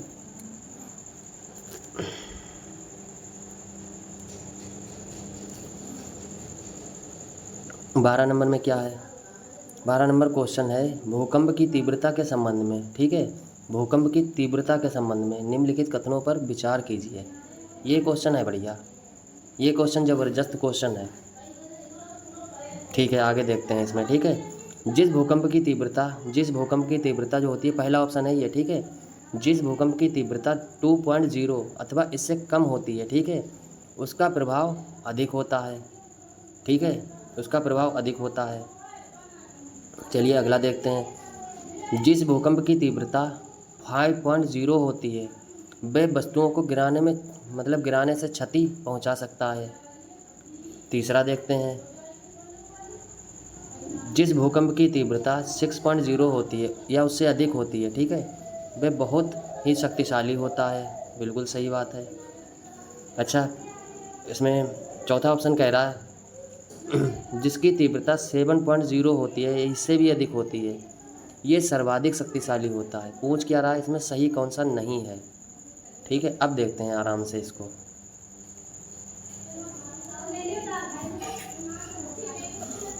पहला ऑप्शन कह रहा है जिस भूकंप की तीव्रता 2.0 से अथवा उससे कम होती है इसका प्रभाव अधिक होता है, गलत कह रहा है। इसका प्रभाव कम होता है, बहुत कम होता है, ठीक है, लगभग ना के बराबर होता है। इसमें बोल रहा है कि बहुत अधिक होता है, ऐसा नहीं होता है। 0.2 की जिसकी तीव्रता होगी उसका प्रभाव बहुत कम होगा, ठीक है, अधिक नहीं होगा। पहला तो ऑप्शन गलत हो गया। दूसरा देखते हैं। जिस भूकंप की तीव्रता 0.5 होती है, ठीक है, वह वस्तुओं को गिराने में क्षति पहुंचा सकता है, बिल्कुल सही बात है। वस्तुओं को गिरा सकता है, क्षति भी पहुंचा सकता है, जिसकी तीव्रता 5.0 है। तीसरा देखते हैं। जिस भूकंप की तीव्रता जो होती है 6.0 होती है या उससे अधिक होती है, ठीक है, वह बहुत शक्तिशाली होता है, बिल्कुल सही बात है। जिस भूकंप की तीव्रता जो होती है 7.0 या इससे भी अधिक हो, ये सर्वाधिक शक्तिशाली होता है, ये भी बात सही है। इसमें गलत कथन पूछ रहा है, केवल एक गलत कथन है, बाकी दूसरा, तीसरा, चौथा ये सारे सही हैं। केवल एक वाला गलत है। कौन सा गलत है? केवल एक वाला, ये वाला गलत है, ठीक है। इसमें गलत पूछ रहा है तो इसका ऑप्शन होगा डी, ठीक है। डी ऑप्शन इसका गलत है, तो यही से, क्योंकि गलत पूछा है ना, तो यही सही होगा, डी ऑप्शन, ठीक है, क्योंकि गलत पूछा है और गलत सिर्फ केवल एक है, ठीक है, गलत सिर्फ एक है, ओके, बाकी सब सही है। चलिए आइए इसका एक्सप्लेनेशन थोड़ा देखते हैं। वो तो सब देख ही लिया है, क्वेश्चन में ही पूरा एक्सप्लेन हो गया है, इसके आगे करना ही क्या है, इसमें बचा ही नहीं है कुछ। ठीक है, 13 नंबर क्वेश्चन देखते हैं। 13 नंबर में क्या है? भूकंप से बचने की तैयारी होनी चाहिए। कैसे होनी चाहिए? कैसे कर सकते हैं भूकंप से बचने की तैयारी? सुरक्षित स्थान रसोई के काउंटर या मेज के नीचे, दीवार की अंदरूनी कोने में। मतलब अगर भूकंप का से बचाव करना है तो सुरक्षित स्थान रसोई के काउंटर या मेज के नीचे या दीवार के अंदरूनी कोने में हम छिप जाएंगे। क्या यह सही है? क्या ये वाला सही है? दूसरा देखते हैं। आग वाले स्थान, ठीक है, चिमनी के आसपास तथा टूट सकने वाली खिड़कियों, दर्पण तथा तस्वीर के फ्रेमवर्क, इन सभी से दूर रहना चाहिए। ये भी सही है, पहला भी सही है, दूसरा भी सही है। सी ऑप्शन इसमें कह रहा है अपने दोस्तों एवं पारिवारिक सदस्यों के बीच जागरूकता फैलाने एवं आपदा का सामान विश्वास करने के लिए पहले से तैयार रहें। ये भी बात सही है। इसमें पूछ रहा है कौन सा ऑप्शन सही है, कौन सी तैयारी होनी चाहिए? ये सभी तैयारी होनी चाहिए, ठीक है, इसका ऑप्शन डी सही होगा, ठीक है, सभी सही हैं, सभी तैयारी होनी चाहिए, ठीक है, ये सारी तैयारी होनी चाहिए। ओके, चलिए ठीक है, अगला क्वेश्चन देखते हैं। डी ऑप्शन इसका सही था।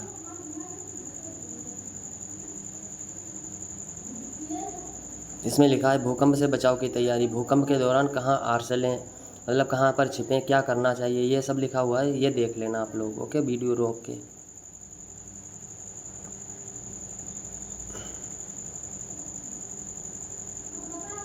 चौदह नंबर देखते हैं। 14 नंबर क्वेश्चन है जलप्रपात के संदर्भ में निम्नलिखित कथनों में कौन सा सही नहीं है? जलप्रपात के संबंध में कौन सा कथन सही नहीं है, ये चीज़ देखना है, ठीक है। चलिए ठीक है, देखते हैं भाई कौन सा सही नहीं है। विश्व में सबसे ऊंचा जलप्रपात दक्षिण अमेरिका में, ठीक है, वेनेजुएला में एंजेल जलप्रपात है, बिल्कुल सही बात है। विश्व का सबसे ऊंचा जलप्रपात एंजेल जलप्रपात है ना, और ये कहाँ है? वेनेजुएला में है। वेनेजुएला कहाँ है? दक्षिण अमेरिका में है, बिल्कुल सही है, ठीक है। दूसरा देखते हैं।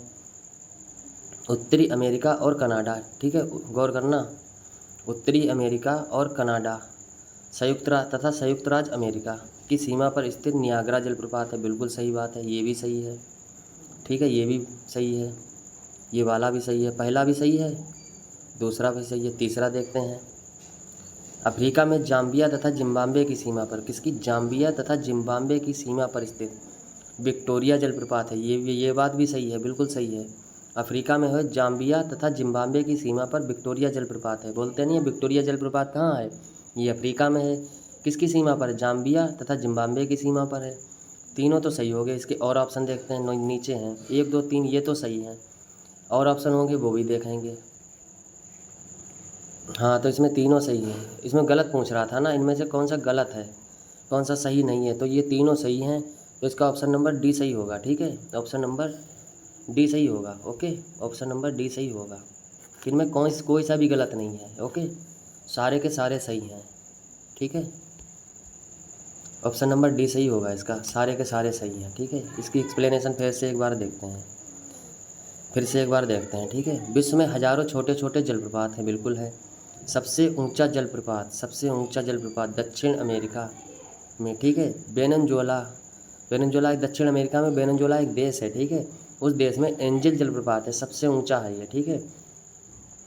अन्य जलप्रपात, ठीक है, उत्तरी अमेरिका, कनाडा तथा संयुक्त राज्य अमेरिका की सीमा पर स्थित नियाग्रा जलप्रपात है, ठीक है। ये तीनों की सीमा पर स्थित है, उत्तरी अमेरिका, उत्तर में कनाडा, ठीक है, संयुक्त मतलब यूएसए और कनाडा की सीमा पर नियाग्रा जलप्रपात है। अच्छा, अफ्रीका में क्या है? अफ्रीका में जाम्बिया तथा जिम्बाब्वे की सीमा पर विक्टोरिया जलप्रपात है, ठीक है। अच्छा, पूछे विक्टोरिया मरुस्थल कहाँ है? कमेंट बॉक्स में देखें कौन बताएगा। कमेंट बॉक्स में देखें कौन बताएगा विक्टोरिया मरुस्थल कहाँ है। विक्टोरिया मरुस्थल कहाँ है, ये देखें कौन बताएगा विक्टोरिया मरुस्थल। ये होमवर्क है, ठीक है, जो भी वीडियो देखेगा वो ज़रूर कमेंट बॉक्स में टाइप करेगा विक्टोरिया मरुस्थल कहाँ है। ओके, चलिए ठीक है, देखते हैं आगे 15वां क्वेश्चन देखते हैं। 15वां क्वेश्चन में है, निम्नलिखित कथनों पर विचार कीजिए, इनमें से कौन सा सही है, सही बताना है, ठीक है। पहला इसका ऑप्शन है, नदी के जल से दृश्य भूमि का अपरदन होता है। नदी के जल से दृश्य भूमि मतलब जो देख सकते हैं, बिल्कुल सही बात है। नदी के जल से, ठीक है, जो नदी का जल होता है उसके दृश्य भूमि का अपरदन होता है, जो हम देख सकते हैं, बिल्कुल सही बात है। दूसरा ऑप्शन है, जब नदी किसी खड़े ढाल वाले स्थान से अत्यधिक कठोर शैल या खड़े ढाल वाले घाटी में गिरती है तो यहाँ जलप्रपात बनते हैं, बिल्कुल सही बात है, ठीक है। जलप्रपात वहीं तो बनते हैं जहाँ पर ये खड़ी ढाल वाली जो होती है कठोर शैल पर गिरती है, ठीक है, कठोर शैल पर खड़ी ढाल पर गिरती है या फिर घाटी में गिरता है नदी, तब जलप्रपात बनता है। दोनों सही हैं इसके, ठीक है, 1 और 2 दोनों सही हैं। ओके, 1 और 2 दोनों सही हैं, ठीक है।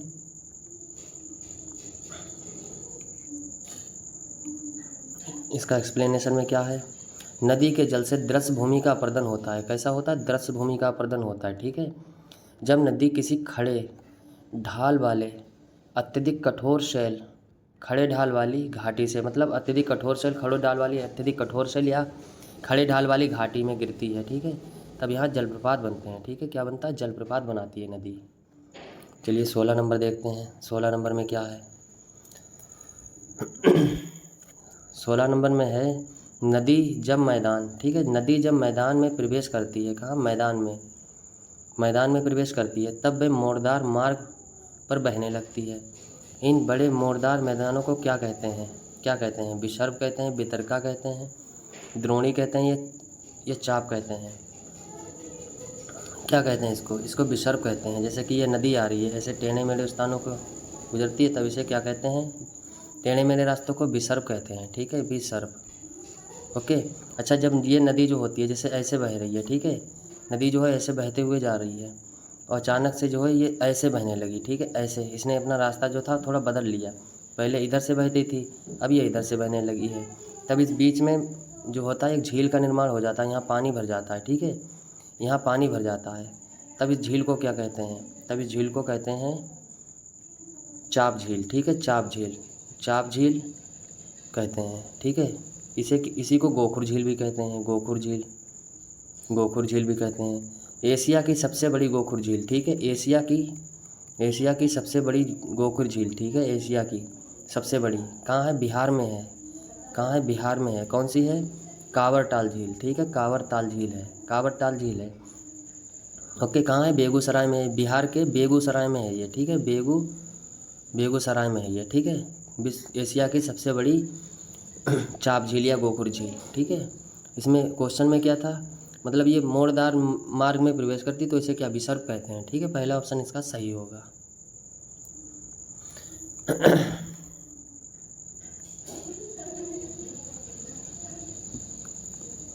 जब नदी मैदान क्षेत्र में प्रवेश करती है, कहाँ? मैदान में प्रवेश करती है, तब मोड़दार मार्ग में बहने लगती है, आड़े तिरछे रास्तों से बहने लगती है, ठीक है। नदी के इन्हीं बड़े मोड़ों को विसर्प कहते हैं। क्या कहते हैं? विसर्प। यही तो क्वेश्चन था, क्या कहते हैं उसको? विसर्प कहते हैं, ठीक है। इसके बाद विसर्पों के किनारों पर लगातार अपरदन तथा निक्षेपण शुरू हो जाता है। विसर्प लूप के सिरे निकट आते जाते हैं, ठीक है।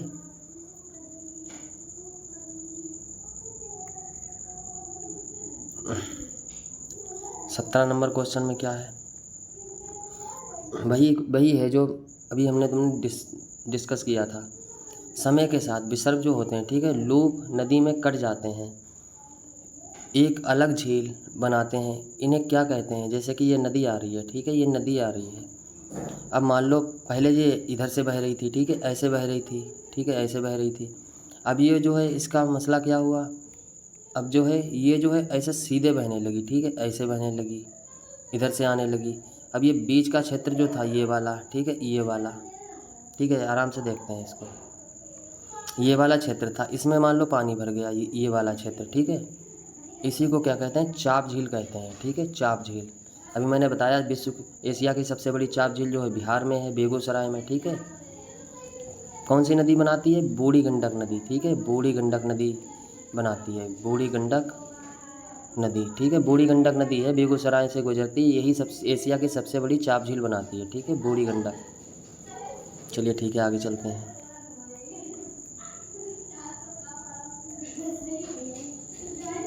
18 नंबर क्वेश्चन में है, नदी द्वारा चाप झील का निर्माण किया जाता है। कैसे किया जाता है?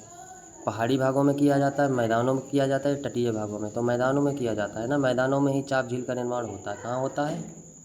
मैदानों में, ओके, मैदानों में, ठीक है। चलिए अगला क्वेश्चन देखते हैं,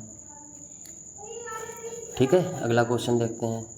19 नंबर क्वेश्चन देखते हैं। 19 नंबर में क्या है?